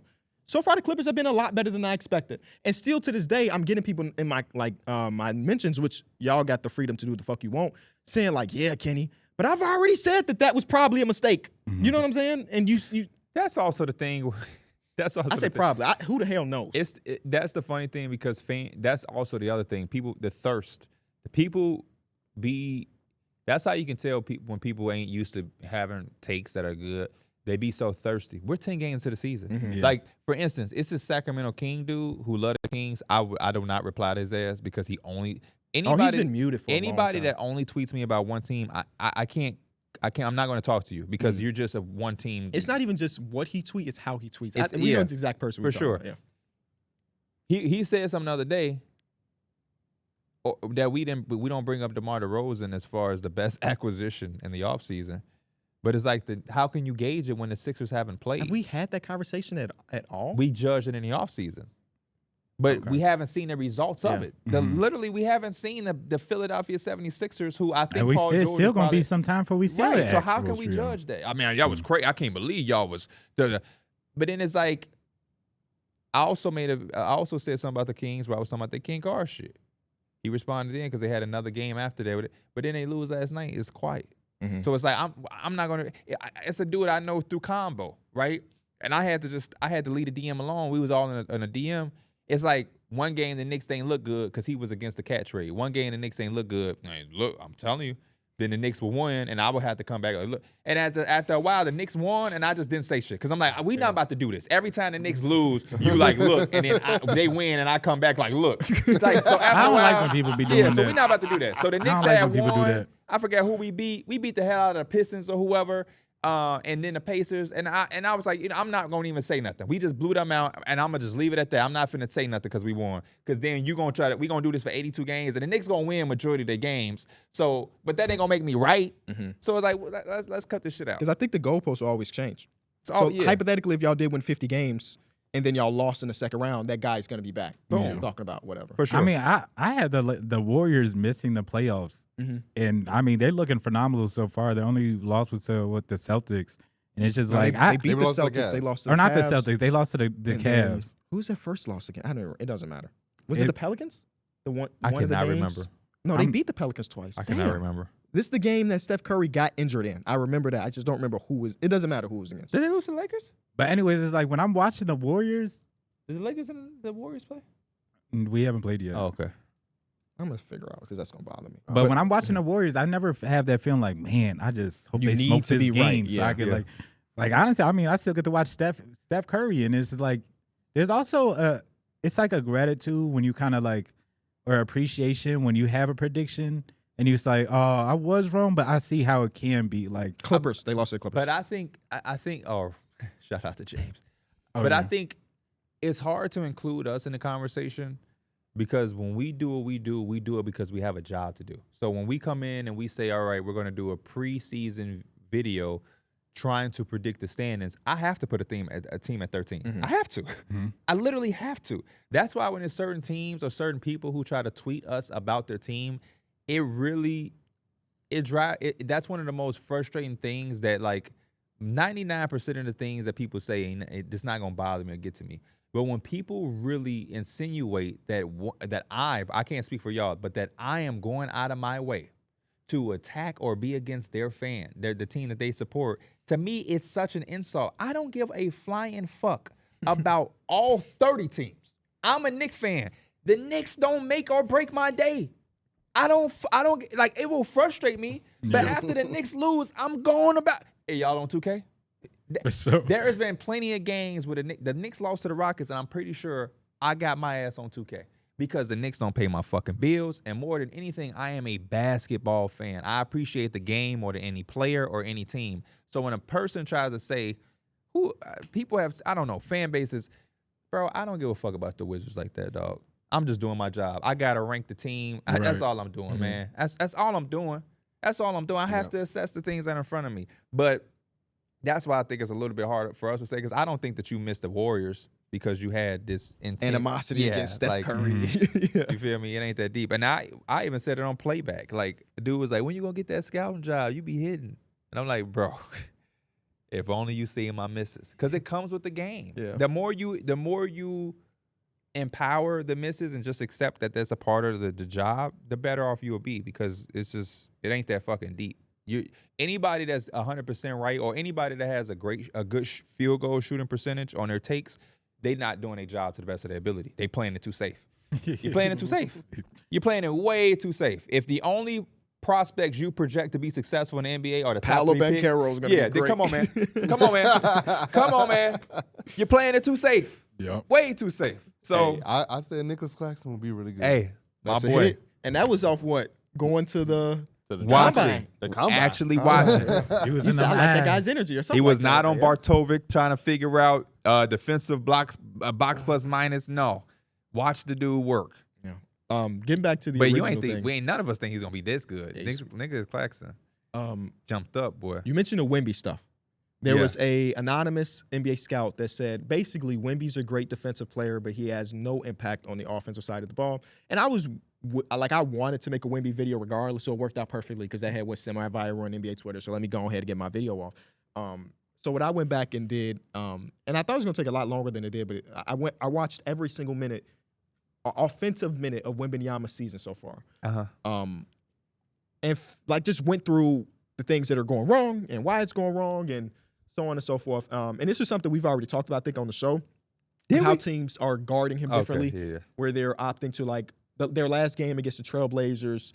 From the moment tip-off, it was Jeremy Grant guarding him, and then it was Denny Abdia guarding him, then it was Toumani Kamara guarding him, where it was very, very rarely DeAndre Ayton or Donovan Clingan. When they played the Rockets, they put Dylan Brooks on. Dylan Brooks Yep. on him, Mhm. and pretty much pushed him away from The basket. That was the first thing that I literally said.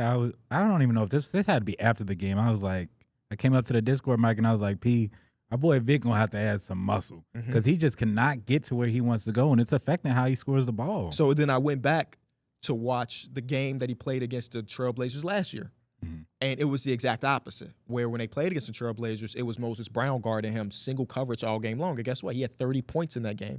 So my main point was I understand the frustration of Wemby's season because he has been underwhelming, but he also is just a year 2 player. And the problem with Wemby is it's partially him, of course, in the coaching staff, but it's also the expectations that were put on him this early into his NBA career. That was the whole point of my That's a good point. I agree with that 1,000%. 1,000%. When you look around, they talking about the next in line to be the face of the league.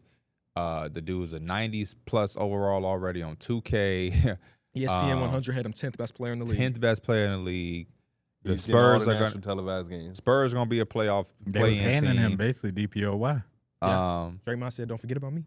Yeah, I picked him as a DPOY. He was second last year. That was a little understandable. They had him as the most improved player a year 2. That was the thing, because no year 2 player ever leads the preseason polls in most improved player.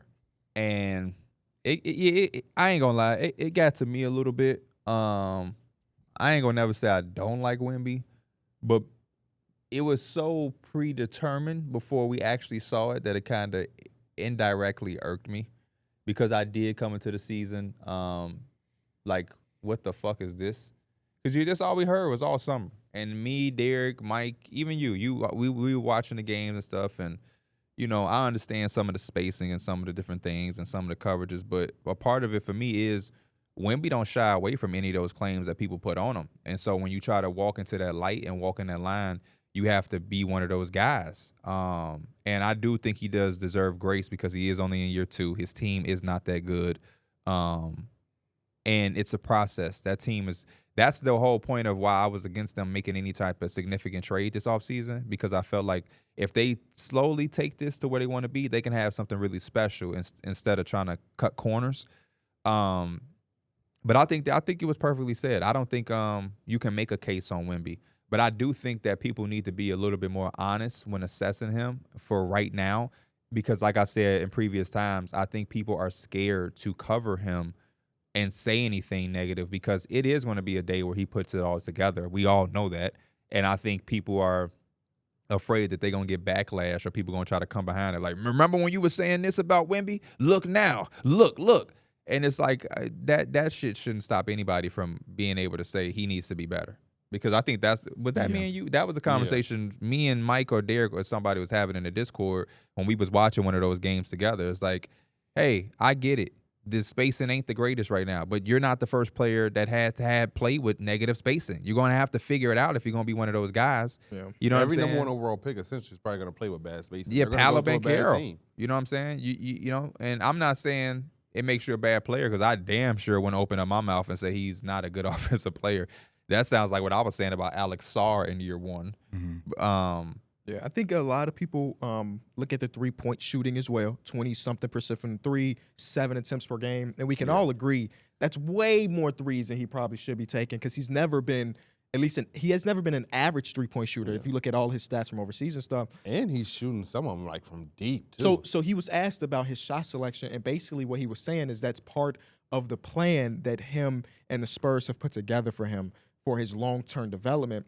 And it's basically on the same level as when they put fucking Jeremy Sohan as the point guard for all of half of last season, where the idea is I might be bad at it today, but I'm getting the reps that maybe in year 3 or year 4, that three-point shot is something that you have to fear. And then what do you do? Because the three-point shots he's taking now are practically open every single time because he's a 30% three-point shooter. We don't want Vic to get to the basket. We'd rather he stop for 3. It's like if I become 35% three-point shooter in my career, what do you do? I'm not saying that is the right direction for him to go, but that is the game plan him and the Spurs have come up with. I always think about that too, especially with those players for size. Like, even if he's shooting 35%, is that the shot you still want as a defense though? He's just not strong enough at the end of the day. That's why you like him and Jeremy Grant having a strength battle. Jeremy Grant is probably winning that right now. Yeah. And that's one of the reasons why they put Dylan him Brooks on. won. Yeah. So, yeah. Bro, he couldn't move Dylan Brooks. And then he was saying before the season, like there were some reports that he gained 20 pounds in muscle, and he's like, "That's not true, but I am gradually getting stronger." And He definitely I think looks that's like the It looks. plan. You could Yeah. tell by the fatigue. Him being so tall is kind of like a disadvantage because, like, in football, we were always taught the lower man wins.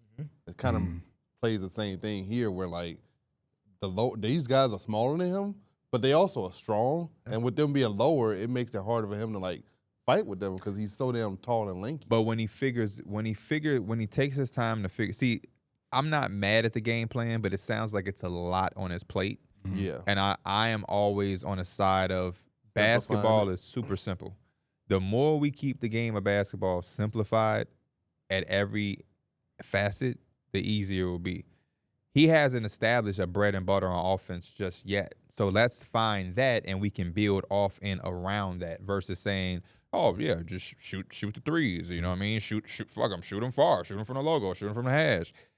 You know what I mean? Like, let's get some shit where you can lay your hat on and find your confidence because confidence is the most important thing. I'm not going to second guess anything because it's the San Antonio Spurs. They've earned the right for me to shut up and just go with the flow. But if it was me, I would have probably simplified it and found a bread and butter that he can relay his hat on and build off of that. Kind of like how point guards are developed. You figure out the strength of the point guard, you play to that strength, and then you bring everything else around it. You don't tell John Wall from day one to not use his speed. Yeah. No, as out of control as it can be. I just don't see how he don't catch you the just ball. grow with it. Yeah. The turnovers are going to be there for point guards when they come in. We are understandable of that. So you don't stop him from speeding. You just add certain things that will then force him to slow down. When John Wall got a mid-range jumper that he was a little bit more comfortable with, when John Wall started to understand how defenses were playing him and took it to that level, naturally he started to slow down because he has a lot more in his game. But when you don't have the jump shot, you don't have the confidence, you're going to go. Yeah. You're just going to go as a point guard. You saw the development of De'Aaron Fox, too. Yes. De'Aaron Fox Yes. was always go. Now you see him playing the game at a whole different pace, even though he is still fast. He's still one of the fastest guards in Fast the as league. hell, to be honest. You got to learn how to utilize your speed. That's what I think the next step is for like a guy like Scoot. If Scoot can learn how to utilize his speed and when to use it, I think Scoot could be really good. I think the thing I'm going to start looking at while watching Vic in terms of like for long term and seeing how he improves is just where he catches the ball at. Like a lot of times, I mean, they're pushing him off his spot, but he's already about 15 to 18 foot off from away from the rim sometimes, or unless he's catching at the 3. I think just catching it closer to the rim would just help him out a lot. Yeah. Yeah, I mean, I can tell you right now, he's not catching the ball He's not close to the catching rim. it towards the rim. He's yeah. catching that mug in the 3-point line, and sometimes far away from the 3-point line, and then he's going to catch it like the elbow area. It's tough, but the one thing that we know, or that I'm pretty confident in, is he's going to figure it out because the great players do. You remember when I they just used think to? you have to be confident. Kevin Durant was the same way. I was gonna say, you remember they used to put them low, stocky, like built defenders on Kevin Durant and just try to push him off his spots. 'cause Tony Allens of the world. Chris Paul. They That's put why when Chris you said Paul on that, him. he's the first person that came to my mind when you were talking about The lower man wins. the lower man wins, because early on it will. And I don't think Vic has to be Giannis Antetokounmpo type of added strength, because Kevin Durant never did that in his career, but you can see the strength progress in his career because it's core strength. So you're not really knocking Kevin Durant off of his spot because he's figured out what type of strength his game needs. Everybody don't need to be, get the fuck off me, I'm Euro dunking like Giannis. But if he are just able to say, this is my spot, I'm here, I'm there, you ain't moving me, that shit gonna be, that's butter. That's butter. That's all I be wanting to see. I feel like he ain't get his position yet because he's not strong yet, and I feel like his moves take infinity. So yeah, when you don't have space, we waiting forever. Get to it. You feel me? Easy, One of the man. Hey, best things I was catch taught. that ball, put that little shoulder spin off him. That's a dunk every time. He do sometimes do some good post moves where you be like, oh, okay, Vic. Yeah. But a lot of times, due to the team he's on, he's just not gonna have that type of time. You know who who'd be perfect when he does figure out his strength to work with? Hakeem Olajuwon, because Hakeem Olajuwon got certain tricks that you just don't think about. Giannis did a lot of work with Hakeem this offseason. I thought One of the things Hakeem Joel was, did that too. when he was working with Bron and Amari, because there's videos of him like really working with them. He was telling Bron, make the move as you're catching the ball. When the ball is coming in the air, you're already making your move. A lot of people, the ball come and they catch it and do that. But it's like, if I'm spinning on the catch. Yep. Because the defense is waiting for you to come down as you're, boom, the defense is just naturally waiting for your 2 feet to land. But he was showing Bron because he was like, you guard me.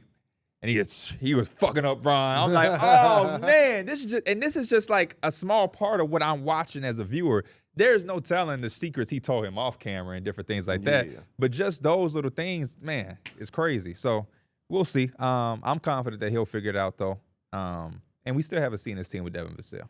I had a dream last night where I was trying out for a basketball team, a high school basketball team, but I was me today. Yeah. And I didn't make it. Damn, that sounds like a nightmare. Yeah. So That's funny because I do think if you tried out for EJ team right now, you probably wouldn't. I probably wouldn't make it. I'm just not in shape, first of all. But like, let's say even if I was in tip-top shape where I can get up and down the court, I don't think I would make it either. That's I was crazy. just talking. You know what's funny? I was daydreaming. You don't think you gonna make it for real?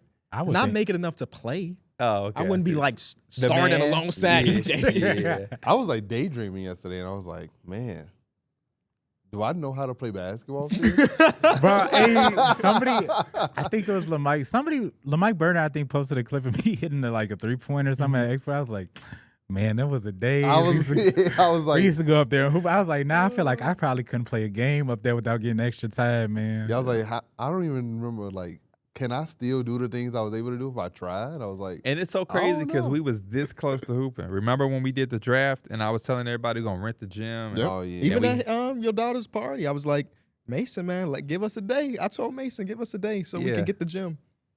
Because I mean, It's not gonna happen. us for solidify, that's almost half of what we need. Yeah. All we need is 10 people, and we Yeah. can rent a gym for 2 hours, and there's no Knicks or whatever. I know Ontario will come hoop. Darnie probably. I don't know about Darnie. Ontario Kyron come hoop.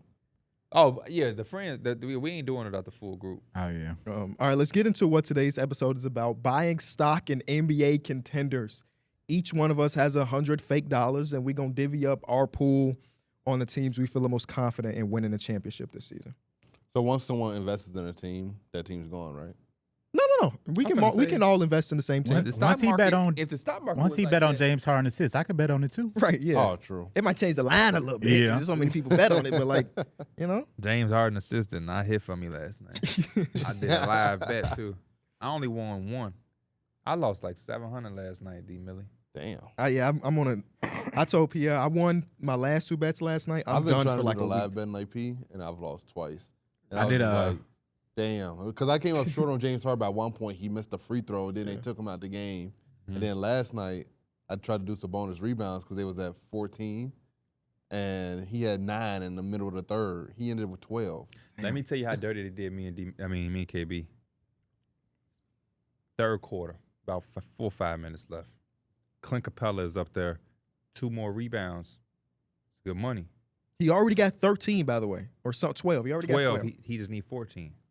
So we looking at it like, you got a whole quarter. This is a close game too. Yeah, that's how I looked at it with Sabonis.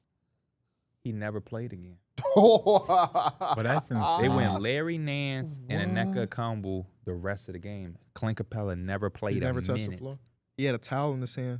I never played a minute. What? And that Was he hurt? No. No, that is the thing though, because I'm not a gambler. Yeah. But the season start, I am. it's a few dollars, cool. And then I started winning, so now I'm playing with their money. It's not even really my money at this point. I probably put in 200 and made 1,600. So now I'm just trying to just go as long as I can if I see fit.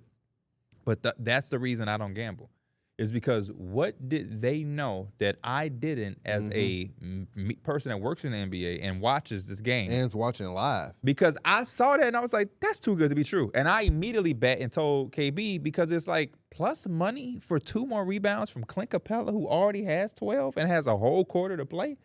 What are they missing?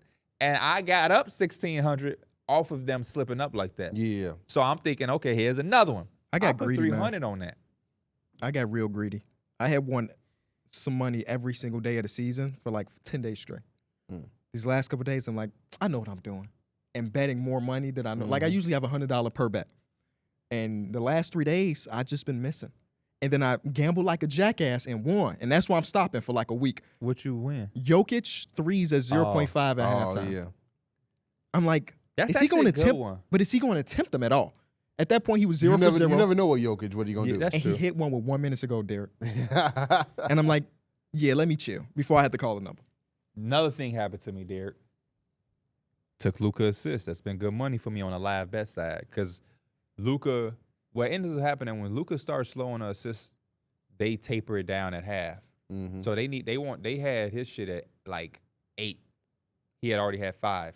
He ended with 7. He had 8. They did the recount. They took it away. What? They took Hey, it away. I took a live bet They yesterday, took it and it was away? low key money. LeBron had, I think, 6 or 7 rebounds, and that for 10, it was like decent odds. And I was like, he's getting his Rebounds? triple double. Yeah, Oh damn! 'Cause Because I he- seen his assist. Yeah. yeah, because it was like for 10 boards or whatever. He was already at like 6 or 7, and I mean, I didn't really put much on it, but I got returned. I'm like, that's a decent It little was bet. enough to win, right? If Yeah. that one hit for me, my night is way better. Yeah. Because that was gonna turn into 430. D Book needed 12 assists. He ended up getting it for me. But that game goes into overtime. I was there praying that your boy Nurkic missed a free throw. I was like, I like for real prayed because he misses that. They go into overtime. Luka gets my one. Luka pissed me off though because Luka was babysitting or acting like that ankle was that bad to where he took like 4 or 5 plays off. And I did not like it because he took the game-winning shot and he was hopping all on his ankle as he was, Not like it hurt, but you know when a player shoot and they do that OG Anunoby shit, he was doing that. And I'm like, oh, so now your ankle don't hurt. But no, it's all good, Luka. That's one of my money makers right there. I ain't got no problem with him. The people that get on my list is when, like Capella is on that list. You need to give me a chance. I don't didn't like give me them a people with them chance. spotty minutes. Like, When you take somebody threes and they don't even shoot another one the whole game, you're on that list. Last night I did some extra shit too though. I took Harden assist and I parlayed it in a live bet with Austin Reeves threes because I'm like, man, I'm gonna just shoot he for would the have moon. smacking them. He needed to get 2 more. He didn't. But yeah, who you putting your money on?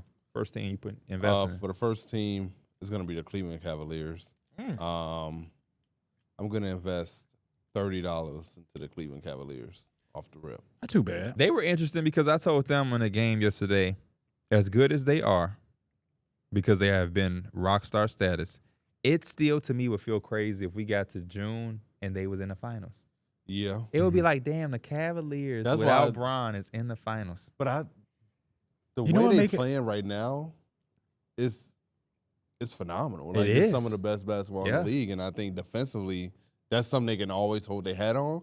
And Donovan Mitchell isn't even playing at the peak of his powers yet. And I think Darius Garland has looked the most comfortable he's looked in the last 2 seasons. So, and Evan Mobley's looking great. Jared Allen's being like an all defensive type center. So everything right now is cooking. So if they can keep this going and then Donovan Mitchell can get it going, that's they're so good now, but their best player ain't even at his fullest potential. So like once he get there and everybody else just follows, man, the sky's the limits for this team right now. It also just seems like as of right now, and it's the beginning of the season, but like a lot of teams that we thought were going to be right there, they're just not the same team we thought they were going to be. Yeah, like the Bucks and the Sixers. And they can still turn it around, but as of right now, it's like the Cavs are way ahead of them. Yeah, I think the Celtics are way ahead of them. As of today, not even just the players that they have, but their defensive scheme, they feel the most likely to be able to take out a Celtics because they do not give up open threes. Yep. They just don't. And their bigs are actually very mobile with their feet, and they can switch a lot of things. Like Jared Allen can hold his own in space against like the bigger wings for a few possessions. Yeah. So that's why I feel a lot of confidence in them. Is not a bad start. I'm gonna throw 20 on them. I'll throw a little 20. 1/5 of the budget. I'm throwing 20 on them too. I don't know what I'm throwing on them yet because I started with 2 teams that I have to put my money on and see what I got. Right. I'm putting $40 on the Boston Celtics. Oh, yep. That's exactly. I'm putting 40 on them too. They have so many times where I feel like they just kind of coasting through the regular season, kind of like similar to last year, and they're still so dominant. Because I would put more, but this is a segment that I want to be a part of. But I really want to put more. Like 90. Here's $90. But then I would have nothing else this to say. This is why I say I don't want to invest damn near everything into them. It's just because I still get scared that they just do not nonstop shooting threes. It could be your downside sometime, but on the flip side, it's not too many teams that's going to outshoot them in a 7-game series. I'm going to change my Cavs to from $20 to $15. I need that extra fact because I forgot about a team that I want to at least put a little money on. You know what I'm saying? Just I think they got a puncher's chance. So I'm going to take $5 away from the Cavs. I was going to put 30 on the Cavs. I mean on the Celtics. Oh, so you got them even playing field? Yeah, right now at least. Wow. Hey. What they call So you think that they're even teams right now? Yeah. Okay. I disagree, but I can't call you crazy for it right now. I'm also giving 40 to the Boston Celtics. Okay. 40 seems like a good number for Boston. Yeah. I mean, they obviously the favorite, but it's just always good to take a little bit of the field. Yeah. You can't put all your eggs in one basket. My next team that I'm going to invest into is the Oklahoma City Thunder. Yep. I'm putting a quarter in them, $25. 25, good little 25. I like that. Yeah. I got 35 for the OKC Thunder. I still think they have another level to go offensively. I think they're middle of the pack as far as an offensive-oriented team. And I think we saw some of that last season where Shea wasn't forcing himself to do something that he's not comfortable with, and he had an amazing game. Dylan Brooks couldn't do a goddamn thing with him. And I still feel like they could, increase their defensive rebounding when Isaiah Hartenstein comes back. That's still a problem. And their shooting should turn around even more this season. So I'm going to give them a full 35. Yeah. Another team I would like to invest in is the Phoenix Suns. Yes, Darrick. And I'm going to put 25 on them. Wow. For the Suns, I'm just really excited with how they play. Like, that ball movement and the fluidity with how they play, even though they have 3 dudes who notoriously are very ISO heavy, but Coach Bud has really got them to buy in to ball movement, player movement, and that's what's going to get us going and get easier looks for everybody. I just love that formula, and if they can keep that going for the whole 82 and into the playoffs, they're a dangerous team because giving KD that extra ball movement player, like you giving one of the best scorers of all time, just so much to work with. And he's a high IQ guy, too. Mm-hmm. I'm giving the Suns $10. The reason it's $10 is because I still worry about Yusuf Nurkic. Hey, he been hitting that thing now. Right. Since we start talking trash, he been good. I ain't buying into that. I ain't buying into that deep ass 3 he hit. That shot was crazy. You saw that shot? Yeah. I posted it on Twitter. Yeah, did you? Of course. And then yesterday I think he hit 2 threes. No, not yesterday. Maybe it was another game. He at least hit 1 in the first quarter. I don't remember if he hit more after that, but I think he hit their first 3. Yeah, he did hit their first 3. He says he feels comfortable with it. You can tell he feels comfortable. Yeah, he does shoot it with confidence. Yeah. Okay. I'm still trying to figure out the Suns. Like, I feel like they're good enough to put some money on. I'm just trying to figure out exactly how much. I put $10 on them. Like, I think they're worth the bid on them. Actually, I'm gonna take $5 off. I'm gonna put 20 on the Suns.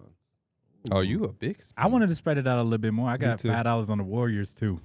The way that they started, and it wouldn't be the last time that Steph then surprised us and kind of came out and won when we kind of doubted him a little bit. I'm going back to the Cavs and I'm putting 15 on them. Mm-hmm. Which leaves me with $10. Yeah, I got $10 left too. And I'm putting at this point I'm just spreading it the wealth because it's good to have investments and a nice portfolio. I'm putting 5 on my Knicks and I'm putting 5 on the Nuggets. I wanted to give some money to Ant-Man and them because I just believe that when it comes to the playoffs, they're going to be a tough out. Obviously, I still like the Mavericks too, but I just ran out of money. Yeah, I do. I got $5 left, and I got to put that on my homer pick. So you know how that go. And that is the Lakers? Yeah. Come on, we have a DPOY MVP candidate on our team. Nobody wins DPOY on the 22nd best defense in Give me your basketball. money. Let me invest it for you. You can have the $5. It's only $5 on them. Yeah, bet. So I'm going to take Mike $5 instead of him investing into the Lakers, and we're just going to put that into the Thunder. So we got $30 on the Thunder. Put it on like a team that has a punter's chance. Like the Mavericks? The Mavericks probably Yeah, would the be Mavericks next are a good one. team. Yeah. Oh, I was going to go even crazier, though. Like who? Like the 76ers The odds got to be 76ers, crazy right when now. Joel Embiid comes back, it is going to be a real thing That's that true. they're going to probably flip it around. But the hole going to be so deep that, like, Maxey is gone now. Mhm. Paul George said he's still going to be on minutes restriction for the next couple games. He might come back. What's You their know record what? right now? 1-1. One and you know seven. what still gives me He faith? might come back and they might be 1-11. You know Yeah, what they gives could me be. faith for these teams that are doing really bad? The play-in? The Lakers started off 1-10 or 2 and whatever they started off and still were able to kind of make it. So it's always a little bit of a chance with that. They going to play-in. make the playoffs. Yeah. But when you make it, You don't want to go against no damn Boston. in because the what first- happened to the Lakers when they did that? We had to go against the Nuggets. No, we went against. The Grizzlies? Yeah. Because that's year we met Denver in the conference finals. Oh, okay. I'm changing my monies all around. I'm sorry. Because there's some Grizzlies, teams I need Warriors, to put and then $5 Nuggets, I on. See, think. that's a tough matchup because the 76ers would probably have to go like Knicks, Cavs, like you don't want to be facing Yeah. them type of teams in the first 2 rounds. So I'm going to change it. I'm putting 10 on the Cavs, 40 on the Celtics, 30 on OKC. So that leaves me with $20. I'm putting We got the same account or what? maybe. This one's gonna differ because I know you ain't putting no money on the Knicks. I'm putting 5 on Denver. Yes. I'm putting 5 on Dallas. Okay. So it leaves me with $5 left. And I think the Knicks are going to be the team that it's Knicks or Minnesota. Yeah. It's one of the two. I picked the Knicks just because. My last dub. So I'll go gonna Minnesota just so we don't have the same portfolio. Yeah. My last dub gonna go on OKC. So what's your full portfolio? 30 on Cavs, 30 Celtics, 20 on the Suns, 20 on OKC. That boy ain't putting nothing less than 20 on the team. I got 40 on the big Celtics, spender. 20 on the Cavs, 20 on OKC, 10 on the Suns, 5 on the Warriors, 5 on the Lakers. I'm sorry, Minnesota. I'm taking your 5 away. I didn't mention the Suns. The Suns get Minnesota's $5. Oh, okay. There we go.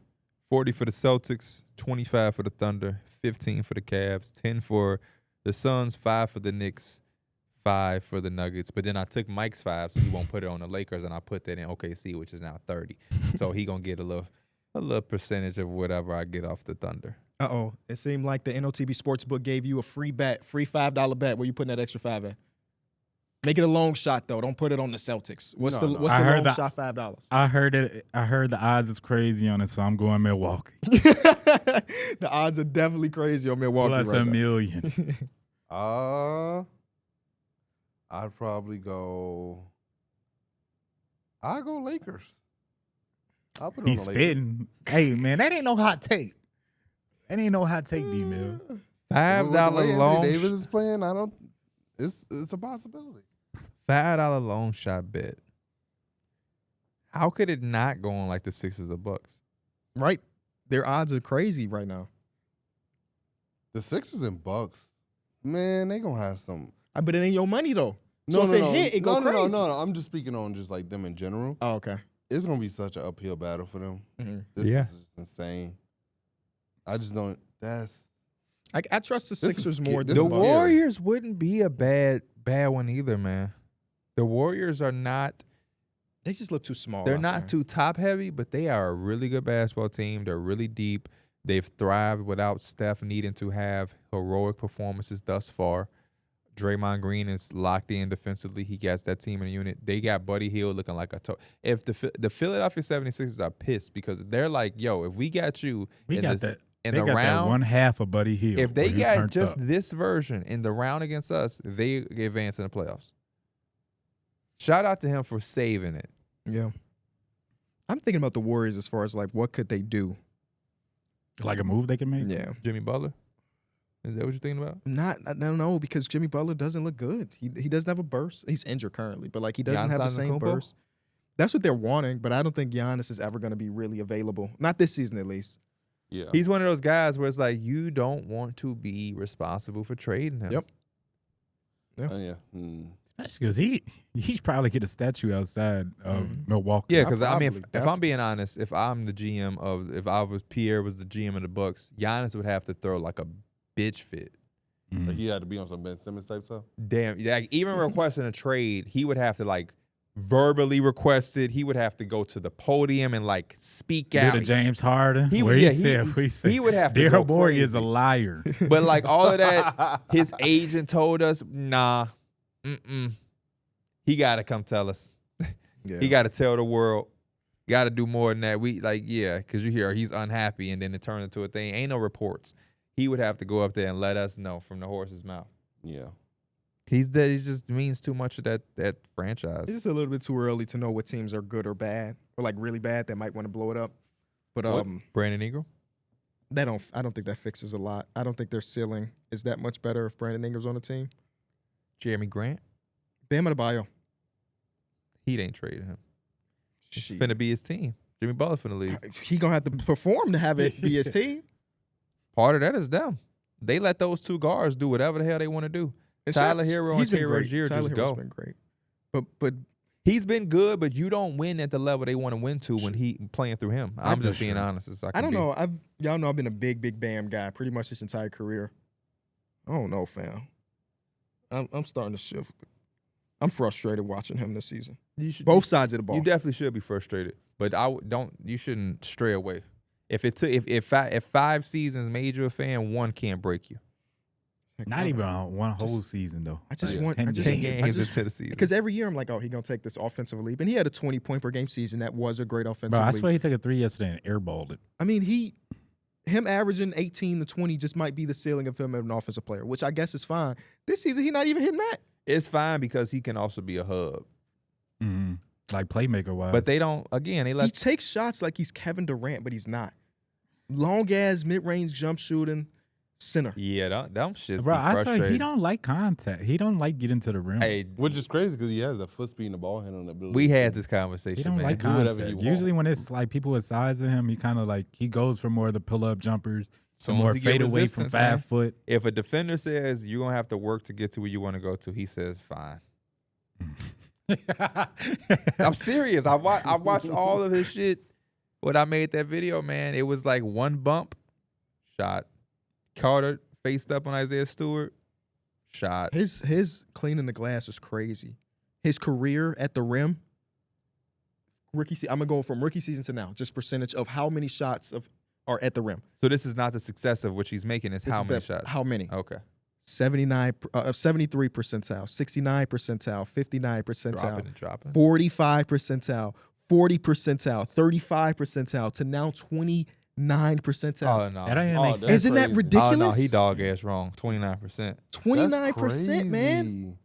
There's guards that's killing that shit. Scoot Henderson is probably way higher than 29%. And That's go insane. the long mid range. No, matter of fact, I'm not gonna do too much. But just know it's the opposite of that. Starting off low, and now it's just And he's a good mid-range shooter, but he's not a deadly shooter. Like you. He's a good short mid ranger. Yeah, But even that shot, I that's don't a know. tough shot. That's honestly like those short mid ranges. That's the toughest Those are shot. the toughest shots because it's like you need ultimate touch on those. And then he'll show you like against the Knicks, he faced up cat, went around him and Oh, dunked. he hit him with the spin move baseline. Oh, that was nasty. It's like do that every time. it's a tough watch. I'm curious to see what they end up doing though as a team. The Heat. Yeah. Yeah, I mean, because It's tough because the East started off so slow that they can give themselves some false sense of hope. and you know they love some false hope in Miami. Hey, I'm not gonna blame them too much because at least they've done something with their false hope. A lot of these other teams have false hope and don't have nothing to show for it. They at least, They went to. They It's did, like they did the ultimate thing. you with got false two hope. ugly homies, I and do. one of them got false hope that he finna go into this nightclub and leave with something. He has no proof that he's ever been able to do that. So it's like, why are we staying an extra 10 minutes for you to talk to this girl when that's never been you? Then you got another ugly homie who he don't always get girls, but he do have the 2 times where he was He able to pulled get. some baddies. He pulled- Yeah, you know what I'm saying? He got Erica, then he had got, you know what I'm saying, Monique, Monica. Yeah. So it's like, we remember those 2 times. So I'll wait the extra 5 minutes for you. But you perpetrate. So it's like some of y'all teams, we've seen y'all do this before. Y'all gonna be buyers at the deadline to do what? Miami, okay, go ahead. We'll let you be a buyer if you really want to, because there is a chance that you might do something. Y'all think they're gonna change the 5-out thing? They've already kind of started to switch it from the last few games. That was just so weird for me that they even started it with. Got to play into the meta. Like Spo is such a great coach. I would have thought that he looked at his team and said, "Nah, we don't have 5-out personnel." It's so weird to me that it like teams really take about 53s a game, and like that's really I guess the top, but like everybody's adapting this, and you don't even need the personnel to be doing this. It's just we got to do it to put up points so we can keep up. That's really the really bad teams right now. Yeah, Like the top 3-point/pace teams in basketball, like the Bulls and then the Washington Wizards. Like if we want any chance to not lose by 60, we need gotta to shoot threes. Yeah. Mhm. And if we have a really good night, we can beat the Bucks. We can beat this team. The game against the Pistons, which the Lakers lost, and we have Anthony Davis, we shot like 12 for 50 from 3. Damn. Like Austin Reeves couldn't. I think LeBron James went like 6 for 11. He's the only person that could hit, but like we literally the Lakers had never been a strong 3-point shooting team, but we took 50 and we lost. Like it's just sometimes it could be the detriment of the game. You remember the other night when we was in Discord? I don't think. You talking about Cam Reddish? Yeah, me and KB and P had left, and I was like, "This performance with Cam Reddish, he might have earned some of He JJ Redick's did. trust." And then all of a sudden, I didn't think it was going to be to the level to where he started. Do you think he earned the trust or D-Lo just I think it was a lost? I think it was in combination both. of both. Okay. Yeah. Yeah, because JJ Redick said that he wanted to get the defense a little bit better too, and then also it also does kind of make sense with D'Lo. Like the way he's been shooting the ball, it feels like damn near a 6-man. Like he's playing like he's not a starter getting those type of minutes to be able to like So get those shots. that's what I want to ask you. What? Did Cam Reddish earn that, or did D'Lo play so bad that it kind of No, forced JJ I Redick thought it was to a have combination both? of both. Yeah. Yeah. I thought Cam Reddish played good in the minutes that he had got the other night, and then D'Lo played so bad that he was like, "All right, man, I already see Cam. He could just space the floor. He gonna shoot. He gonna at least play some defense for us."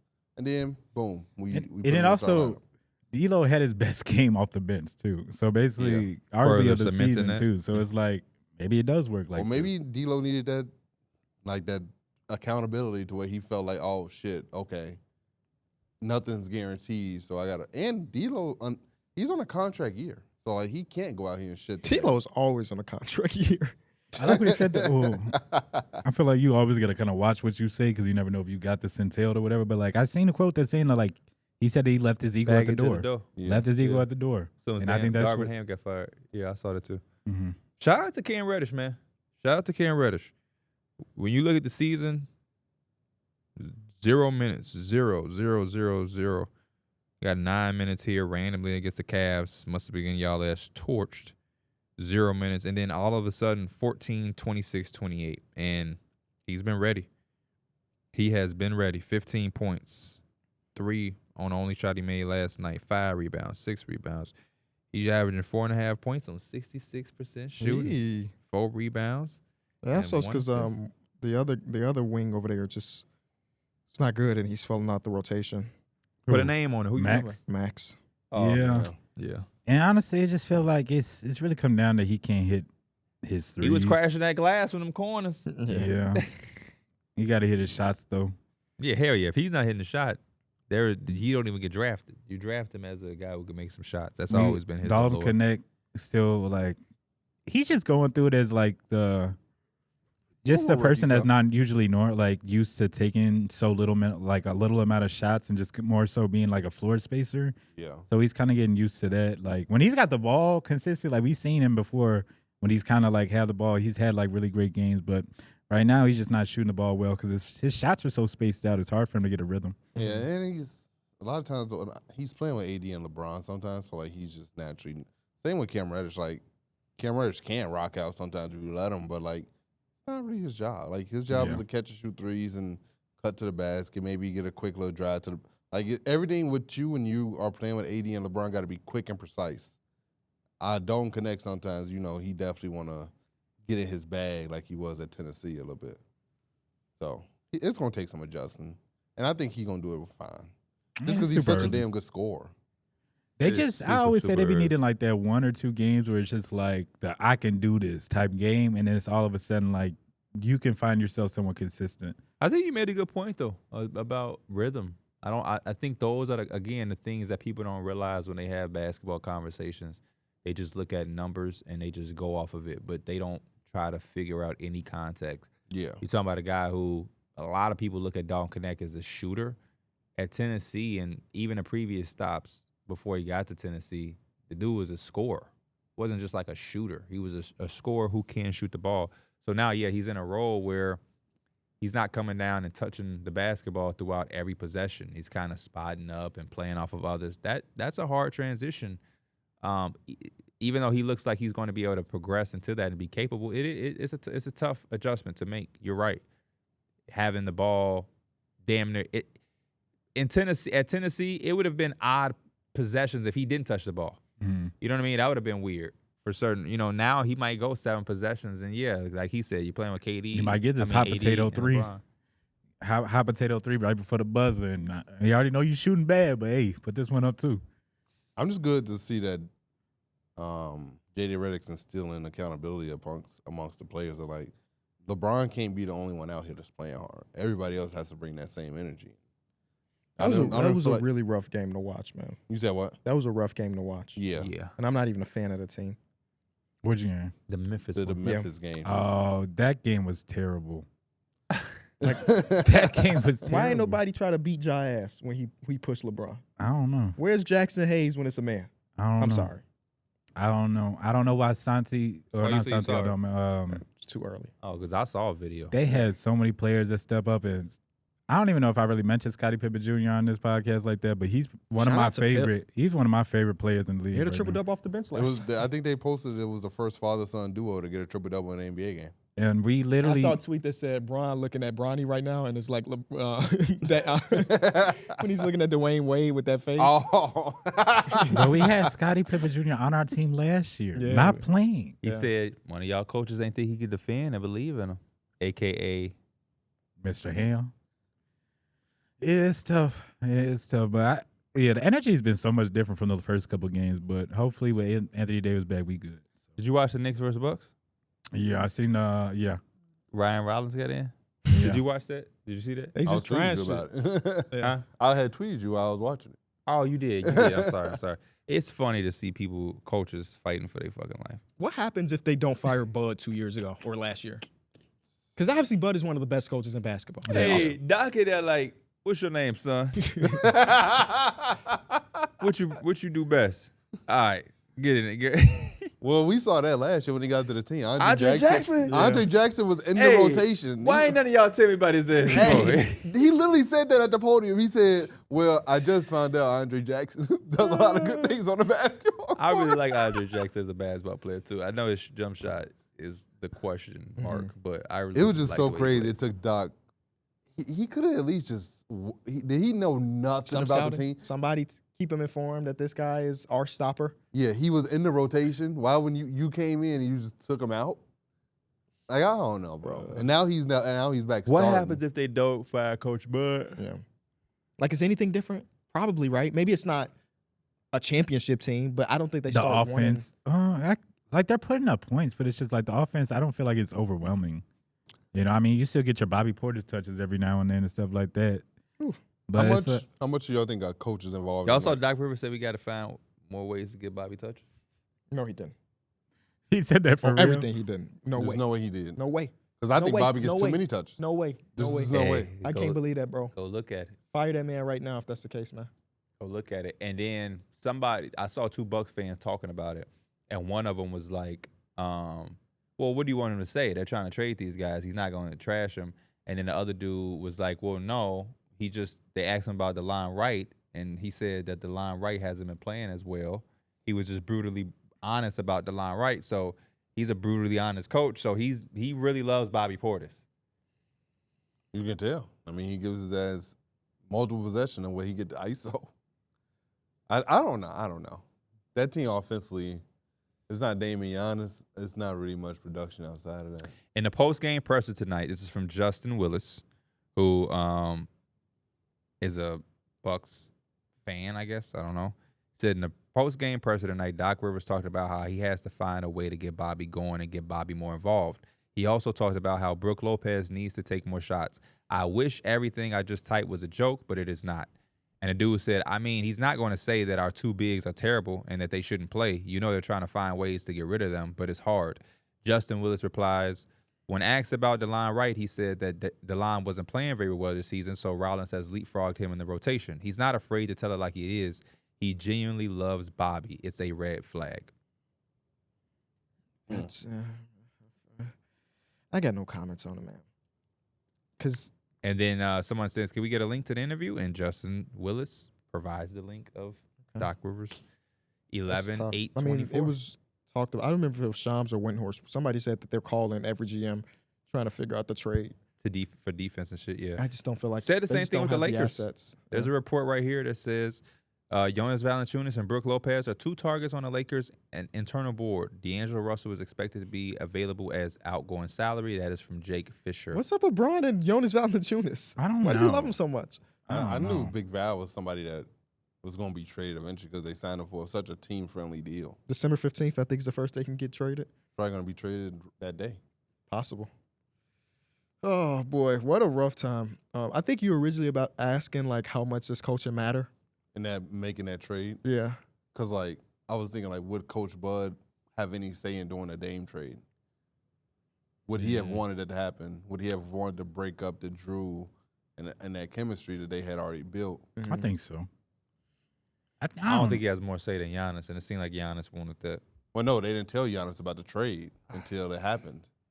I don't be know how to feel about that stuff when they say they don't tell somebody, because it's like, this is your star employee right here. This is the dude you paying millions and millions and millions of dollars. It's probably optics, so Giannis don't have to say, yeah, I approve that. Fuck Yeah. Drew Holiday. Right, yeah. But it felt different though, because because he said the political thing. Giannis was like, man, yes, we gotta like win because we got Dame, but I felt like we could have won with the previous team. And he's talking about with Drew Holiday. I was like, that's probably right, but it's also the political answer. You probably say you don't want to ruffle no feathers, and Dame just got there, so.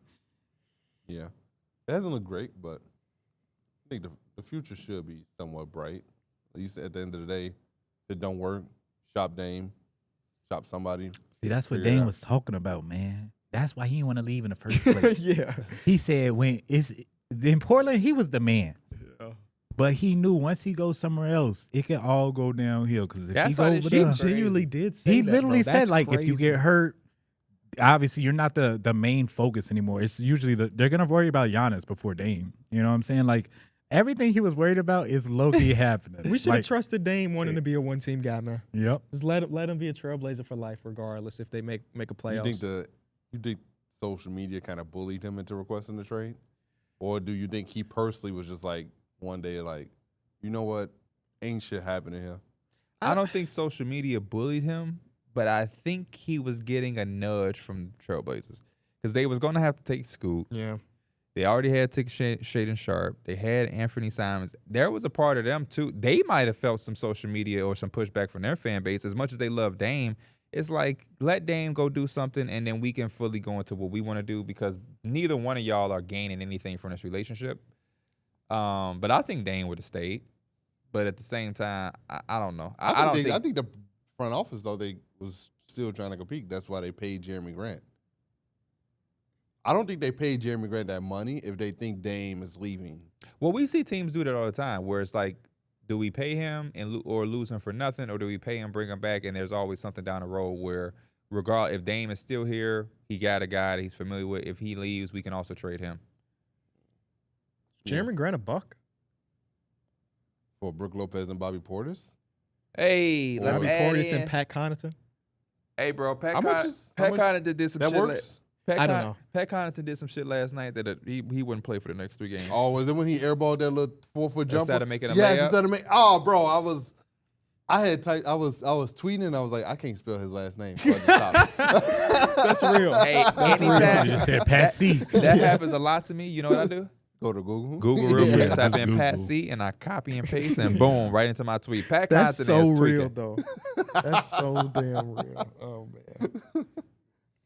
Because one time I did it, and I spelled Pritchard wrong. Oh. So then last night I had to make a Peyton Pritchard tweet. Peyton Now- Pritchard is like a fake difficult name Yeah. to spell. So I put it into Google, Pritchard. copied, put it into my tweet. Peyton Pritchard going off. Did you see Tony Todd passed away? Yeah, I did. That shit made me sad. Yeah. Rest in peace, Tony Todd, man. Rest in peace. Um, Rest in peace. we got Unplugged. I mean, we do, but at the same time we don't. I guess like I'm just first of all I'm happy and proud of all y'all for going out and vote. But as a nation, we just crazy, bro. And it ain't even anything about the election. It just be the reaction to the election.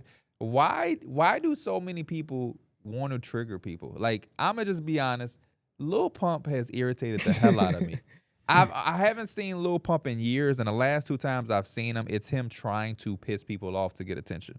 He was at a Trump rally a couple years ago, and that was like one of the times I had seen him for a first time in a very long time. And then I seen him after Trump won the election on Twitter, like purposely just trying to piss people. You said he was trying to get a reaction from Taylor Swift. Yeah. And I'm seeing so many people do that on all levels. I'm seeing It's like famous a- people do it. I'm seeing people we went to school with do it. When And it- it's like, hey, I'm not a Trump supporter, but Trump won. It is what it is. I'm not finna be on Twitter typing my brains out about it. But also, if Trump didn't win, I wasn't finna be wearing no The exact opposite. Yeah. Yeah. Kamala shirt or like, you know what I'm saying? It's just very weird that that's what it's about more so than like, hey, we won and I'm finna get all of these policies that out. It ain't what people be acting like it be about. It's not. Nah. It's not progressive for like At the all. culture, Yeah. And it No matter which way it is. be making me happy that it's kind of getting over, even though it kind of isn't over because it might just be starting into Yeah. some other shit. But it just be like, I just wish it was kind of when we were younger, when it's like you always have the 2 sides and you're voting for whoever you're voting for, but then people win and people are trying to get certain things done. It was more respectable. And yeah, now it's across kind of like parties. reality TV. It's like fucking Love is Blind. Yeah. It's such a like I was watching the Lakers press conference with Anthony Davis yesterday, and I had put in the chat. I was like, "Are y'all watching it?" Oh yeah, I didn't. And I was like, "There's a dude standing directly behind AD, waving a "Make America Great" hat again, and wearing a big red shirt with Trump's face on it." And I'm just like, he purposely found the camera to go in front of it to try to wave the fact. Did y'all and like I'm just what- like, that's did so y'all hoping lame. that it pissed When people Steve off. Kerr was like, let's make America great again and beat the Celtics. Beat the Celtics. That was funny. I didn't think that was that funny. I thought it was a good I thought it joke. was a try hard type joke. Who? I thought it was a good Steve joke. Kerr said that when they Well, beat you know, the Steve Celtics. Kerr is really anti that shit. Yeah. He goes out of his way. He's went out of his way to be anti He's that very shit. liberal. Or But leftist. so I mean, I can understand him making a joke. But again, it ain't even about. I just want eventually, whether it be this term or in 4 years or in 8 years, that it feel like Normalcy? everybody likes each other again. Yeah. Yeah. I mean, I know it's never the reality, but like maybe it's just because we were young and we didn't notice it. But 8 years ago, 12 years didn't ago, I feel feel like like that. it wasn't this divided. Like, of course, you're gonna have your 2-party system where some people vote red, some people vote blue. But like Mitt Romney and Obama shook hands, and they were cordial. Do you remember my man McCain? Mhm. Yeah, John McCain. Right? John McCain I has say maybe it was John McCain I'm thinking about with Obama. yeah, they definitely shook hands. But John McCain has a famous video where he's at one of his rallies and doing his speech shit, and there's a lady who is like take the microphone and she is going in on Obama. Yeah. He stops her mid thing and says, "Listen, I respect Barack Obama. We have some things we don't agree on, and that's it. But I'm not going to allow you to like cross the line about him because there is no real issue." Mm-hmm. And that to me is how a lot of the shit should be between candidates and between both sides. And you just don't get that today. And that's one of the things that irked me because we're going to have a winner. We're going to have a loser. But at the end of the day, as a country, and that's why it's always kind of, I'm not big into politics, is because a lot of it now, as that we're older, when you're supposed to care, and we do care, but a lot of it is not genuine, and it's kind of contradiction, like a contradiction. Even, with all of the bullshit, it just be about like. That's really what it's all about. It's just that respect. People be pretending to be so patriotic and so about the country and like, let the country, yeah, I'm American. But then your arguments be not for the country, or you don't have any remorse for your brethren. We're all in this together, regardless of who wins the election and who's the president, whether it's a Republican or It's Democrat. like an X-Men. We're supposed to all be in it together. Ain't And that right? that's the one thing that makes me comfortable with the results, is like a lot of bullshit is going to be there because of social media and people just love to be negative on social media. But we get shit done. Like we make shit work. You know what I'm saying? We be surviving and pushing through. But yeah, we should have more unity as a country. Yeah, like Especially with I how said that crazy about the world's X-Men. getting. Yeah, I'm curious of what you meant. Well, because Professor Charles and Magneto, Professor obviously, Charles. Professor You mention his full name when you talk about Professor Charles Xavier. Charles Xavier Okay. and Magneto, obviously Shout they're out to like Magneto. they're like, I mean, it's protagonists and antagonists right there. Yeah. Like they're opposites. But every time they meet, they're cordial because they have that history and that respect for each other. Like they're not gonna get along like that. But hey, I'm not gonna let you just talk about. They my also man. had the same goal in mind, just wanted to go about it differently. Like they both wanted like equality and peace for mutants. They wanted different way. They wanted different means to achieve it. Yeah, though. but Magneto's like, if you don't respect us, we gonna fuck you up. But if you look back, every time they meet, I bet So you they you keep have- it cordial. Cool. Yeah, They yeah. keep it cordial. You have a Martin Luther King approach and a Malcolm X approach. Same goal. Just how do we get there? Yep. So But yeah, that's just been one of the things that I've been like just super off social media with, because it's like, if that's genuinely how you feel, anytime somebody genuinely feels a certain way, I can respect it, even if it's like crazy. Let me not say that, because but you get what I'm saying. Like when things are genuine, Unless you're a there's more of politician, I don't see how like being like political is part of your personality. You know what I'm saying? Yeah. Unless that's literally your job. Yeah. The people know who what I'm walk saying? around like and all they think about is politics, that's just such a weird thing. Like I work in sports, but I don't walk around my day thinking and talking about sports all damn day. I feel you, but I think I kind of disagree, because we appoint the people to make these decisions for us, Yeah. but also I feel like we have to be in the know. And part of being in the know is having that middle ground person that is not a politician but understands the stuff to kind of like, I don't know our House of Representatives, so what the hell they're 100%. doing. But there might be some people on Twitter or on TikTok that know that shit and help me kind of consume it. You know what I'm saying? Is Just like there are people that love basketball, don't watch it, but they'll watch this show to get us to try to help them with their predictions or but opinions and so on and so forth. So but the thing that I would interject in with is, he said people who work in it. We technically work in this. So Oh, I the see people what that you would be mean. doing that would work. I'm thinking he meaning when you go to the gym and you have a dude making it his personality, even though Okay. we're in the gym, Yeah. it's like the dude we went to high school with that you sent the picture about. He don't work in that shit. No, I think So, but it's like, it's cool. That's what you voted. That's the side joint. That's nothing is wrong with that. This what they fighting for, like Yeah, for everybody to have But the right to now go vote you're and stuff making like it that. your personality But when yeah. it's not your job Mhm. and you don't really benefit, and you fuck around, don't know who's in the House of Senate or whatever. But it's like, House of Senate is fun. that's But it's like I see you on Facebook. You got 17 posts about it because it's just I don't know, man. but I mean, I definitely feel what you're saying. Let's just stay together, House y'all. of Representatives. House of Representatives. House of Representatives. How many I'm people sorry. are in the House of Representatives? if you- At the bare minimum, 2. You know what's crazy? Yeah, technically yes. But you know what's crazy though? There was a point in time in life where Well, you we would've- knew this. Yeah, if you would have We had asked to me do this that, shit, yeah. I Yeah. would have knew We had this. to pass the Constitution. Yes, I would have knew this shit like I know colleges. Yeah, we had to pass Shark. the Illinois Constitution and the U.S. Constitution. Yeah. Do they still? You still have to do that, right? I don't know. Shit, Yeah. I don't know You do? nowadays. We had to do it didn't we have to do it in middle school? I did. I It did in it in middle middle school. school. I did Oh, it they in middle switched school. it to high school now? He's saying he When- didn't. When I went to Lovett, if you had in-school detention or detention at all, you had to write the preamble a certain amount of times.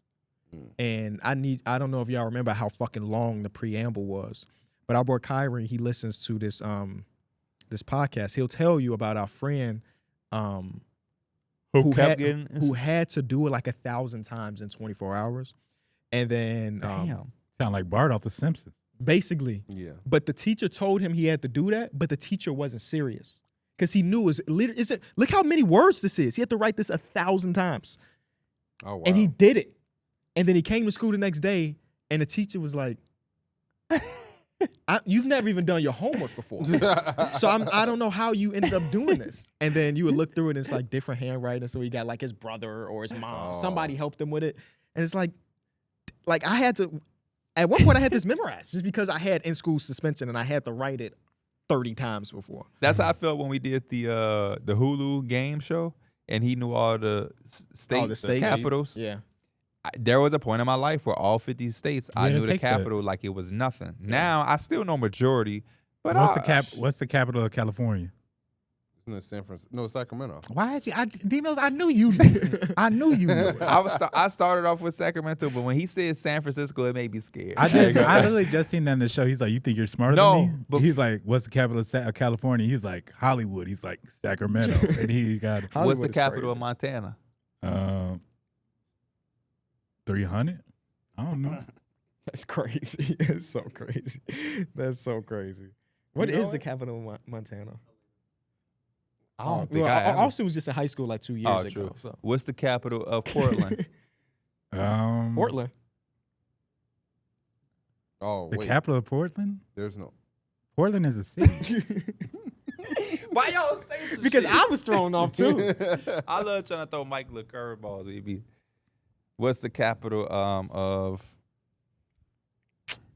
Illinois?